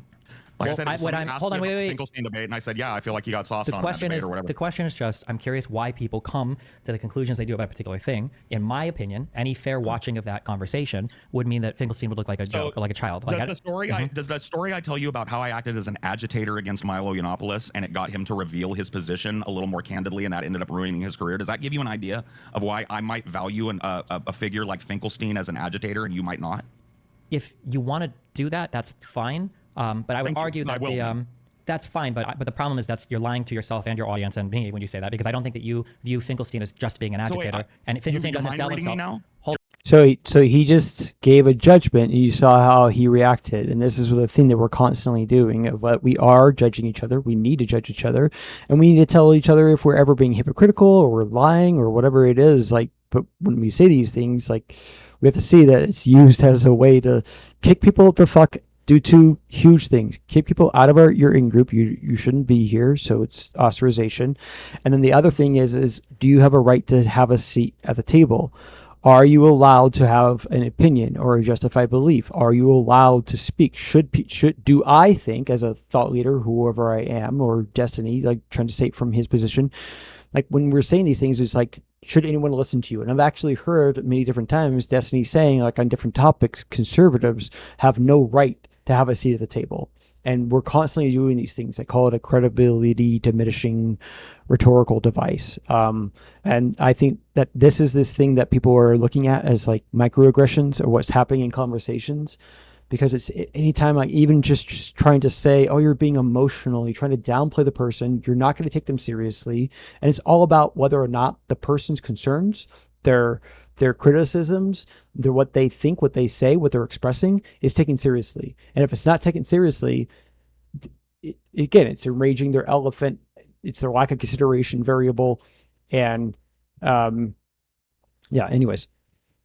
Hold You're on, I'm mind sorry. reading me now. Do you, if you I'm had to categorize Finkelstein as a binary, one or the other, would you categorize Finkelstein as a preeminent Israeli-Palestinian historian who spent the better part of the last 40 years studying the topic, or would you qualify him as just an internet agitator that tries to make people really mad so they say dumb things? I would say he's a little bit more than both of those things, right? I think If you had to classify him, you're working in a binary so there's classification. If you had to do one or the gun other. in my mouth and they Yep, say and you have to do one or the other. classify Yeah. him. I would say he's an agitator more than a scholar on Israel, probably, from what I know about him. Now, You're I may be aware that incorrect the on vast majority of people that watch him don't see him that way. You're aware that he doesn't see himself that way. that. Okay, fair. I see him that way. So, on that? Wait, you're thinking Or cut for not. a second. What? I'm sorry. All right, so are we cool on that then? Because I do see it that way. You've asked me how I see him, and I've told you. Is that okay? Okay. So if just to clarify, so for future conversations where you're watching debates or whatever, or you're watching people who are adversarial towards each other, if you ever see two people arguing with each other over any issue ever, if one guy just starts like calling the other dude names and screaming at him, you're always going to say like, man, that guy did really, really, really good. That was like an epic performance. You would say that, you think, in all circumstances, irrespective of the political side being represented? No. I would definitely be like, as a viewer of the content, I would be biased towards the person whose opinion I think is correct, right? Okay. If I'm watching it, because like I said, I watched a 20-minute clip of it. So clearly I was like bored, I needed some entertainment. Here's a guy I like, Destiny, and another guy that I've liked in the past, Finkelstein, going at it. Let me check out a big chunk of this conversation. Well, not a big chunk, to be clear, a very small chunk, right? Okay, fair enough. It was 5 hours and I watched 20 minutes of it. Okay. Yep. And that's just like how the internet is. That even right there, that is a misaligned standard. That Paul's ego thinks he watched a fair chunk of it, 20 minutes out of 5 hours. In his judgment, that was a lot. And then Destiny seeing like, no, that's like a very small portion of like a majority, like in, you know, it could all be like this one really good salacious moment where Finkelstein's doing X, Y, and Z things, and that didn't happen. You know, you get the idea. Right? The internet will take a big long thing and truncate it down. It's, you know, at a certain level, it's clip jumping, but I think 30 or 20 minutes worth of a fucking conversation is like at least a decent chunk that you can analyze. I would agree, but your analysis is literally just, I think that this is epic because this guy like screamed names in it the whole time. If you would have watched that debate and it was just, if you, that is essentially what you said. If you were to watch the debate and I were to just be screaming at Finkelstein the whole time, like calling him, you old man, you stupid, like you shit yourself, it smells horrible in here. Would you have watched that and would you have given the opinion like, man, Destiny got this guy good, holy shit, he roasted this dude? Is that what you would have come away thinking? I mean, that was pretty weak sauce shit that you just threw, so probably not. No, if you said you got poopy in your pants like a fifth grader or something. Wait, but him calling me a different name like 20 times, Come on, that was dude. epic? He just trolled you with your name a little bit, bro. It's not that big a deal. To be clear, Mr. he did. Borelli. See, right there. He literally just, because he said it's not that big of a deal, he doesn't understand Destiny's main contention of what he's been trying to convey to him, that there's a standard by which we are saying this person wins the debate. This person is right. This person should, and how we realize whatever is right and wrong inside of our society. Destiny's trying to hone in on Paul's ego's very specific individual standard in a very specific individual instance. And Paul's ego does not want to go through this. And he's so upset and he's going like constantly trying to avoid things. He just did the Mr. Borelli meme a couple of times. To be clear, it's not that he, I don't know why you keep saying I've done shit like that. I'll challenge you again. Can you think of a serious conversation where I've ever behaved like this ever? You can't, because I've never done shit like this ever. You talked to Milo Yiannopoulos about, you would know about fucking little kids, wouldn't you? Yeah, and that was a debate on the stage in front of an audience that I assume you were invited to. Yes, correct. Did you watch that debate? Yes. Okay. I watched that debate. So in that debate, you did very well, and you did super well. I don't need you to compliment me on it. Don't trust me. So in that debate, I was incredibly formal. I was incredibly polite. The only time I said that about Milo is after he started making personal attacks on me. But do you regret making that? No, of course not. No, because he decided he wanted to go there. So after he did it, I was like, okay, fine, then we'll do that. Okay.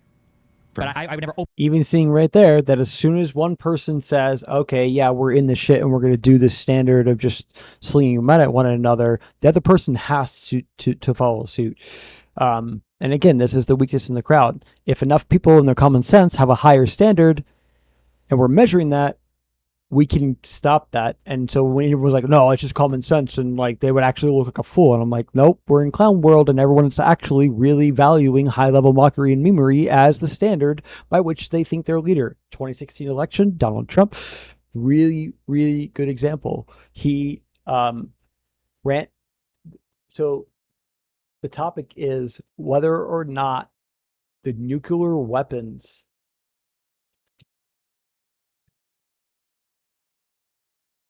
First of all, Rand Paul shouldn't even be on this stage. He's number 11. He's got 1% in the polls, and how he got up here, there's far too many people. Anyway, as far as temperament, and we all know that, as far as temperament, I think I have a great temperament. I built a phenomenal business with incredible, iconic assets, one of the really, truly great real estate businesses. And I may be an entertainer because I've had tremendous success with #1 bestsellers all over the place, with The Apprentice and everything else I've done. But I will tell you this, what I am far and away greater than an entertainer as a businessman, and that's the kind of mindset this country needs to bring it back. Because we owe $19 trillion right now, $19 trillion, and you need this kind of thinking to bring our country back. And believe me, my temperament is very good, very calm, but we will be respected outside of this country. We are not respected now. Mr. Senator Paul, your name is spinning votes. I kind of have to laugh when I think of, sounds like a non sequitur. He was asked whether or not he would be capable and it would be in good hands to be in charge of the nuclear weapons, and all of a sudden there's a sideways attack at me. I think that really goes to the judgment. Do we want someone with that kind of character, that kind of careless language, to be negotiating with Putin? Do we want someone like that to be negotiating with Iran? I think really there's a sophomoric quality that is entertaining about Mr. Trump. But I am worried. I'm very concerned about having him in charge of the nuclear weapons, because I think his response, his visceral response to attack people on their appearance, short, tall, fat, ugly. My goodness, that happened in junior high. Are we not way above that? Would we not all be worried to have someone like that in charge of the nuclear arsenal? Mr. Trump. I never attacked him on his look, and believe me, there's plenty of subject matter right there. First of all, Rand Paul. And then all we do is value memery and mockery on our highest level stage of where the person that controls a great deal of the national conversation while they're in office, just showing that our standard is so abysmally low of who we think should be there. We're just clown world, just going, oh shit, son, oh, like we're clown world, just constantly clowning each other. Open like that on a platform. I never treat a platform like that unless the other person is like decided that that's where they want to take it. Is it different if Finkelstein opened by saying, Mr. Borelli? Yes, that's how he conducted himself for the entire... That was the first thing he said. No, that wasn't the very first thing he said, but he spent the entirety of the debate not engaging substantively with anything that me or Benny were saying, and just like calling me names and being incredulous the whole time. That was his behavior for 5.5 hours. Yes. So do you think it's a when we're talking about these kind of contentious issues and stuff, I'd like to pick your brain. Do you think it's a valid tactic to be an agitator and kind of get people to expose a little bit more of their position by maybe making them? So Paul's ego says, hey, please steel man my position. Please answer my question. Do you see the value in the thing that I think is good instead of debate? But Paul's ego still has not yet said, I actually think it is immoral for Finkelstein to have accepted the debate on a high-level political issue that needs to be solved, that people are measuring high levels of harm on. You know, kids dying and all these other things, not just October 7th, but absolutely that, and so much more instances and events to litigate. Mad, getting under their skin, kind of pushing. Like, how wasteful was 5 hours of conversation and all of the real litigations afterwards when the people that were there didn't actually have the motivated reasoning to figure shit out together. Them a little bit in a way that maybe they're not comfortable with. A level 1 answer would be, it depends on the platform. So there are places where it's appropriate and there are places where it's inappropriate. My higher level answer, if you want to engage with it in a better way, is I think that combining those types of, we'll call them rhetorical flourishes, can be effective, but only if they're paired with substantive critique. Okay, so I don't know how much substantive critique was in the Milo episode from me. I basically just provided a leftist counterpoint to his right-wing talking points. And I did so in an acerbic and smug way to counter his acerbic smugness. But I don't know that I made a great argument for leftism in that. You didn't make a great argument for leftism, but the career. reason why it destroyed him was because, maybe you're just not even aware of it, but when you asked him that question on whether or not he thinks like little boys should be fucking older men if they're gay, that question, I'm paraphrasing a bit, but that question that you asked was a substantive question, even if it was done in an agitator-like way. And the answer that he gave was substantive, and that's why it destroyed him. It wasn't just because you were being an agitator. It's because you asked him a question with substance while agitating that caused him to respond in a way. Sure.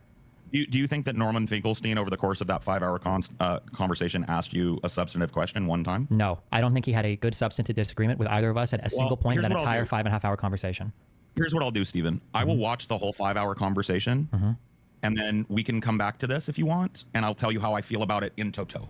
Okay. I will be I'm shocked if you can find a single point of contention that Finkelstein raises of substance, where it's not just him screaming at me, calling me a name, making fun of me, whatever. You're kind of like slideshow lagging for me. Can I pop in and out again real quick? You want to drag me out and then drag me back in? That might fix it. Sure. Hold on. Thanks.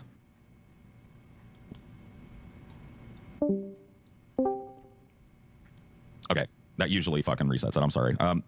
Since I've got you here and I've got a couple minutes, can I throw a link at you about another topic we talked about yesterday? So there's just so many examples that I think that we can go through. I really appreciate you listening to me this long if you're still here.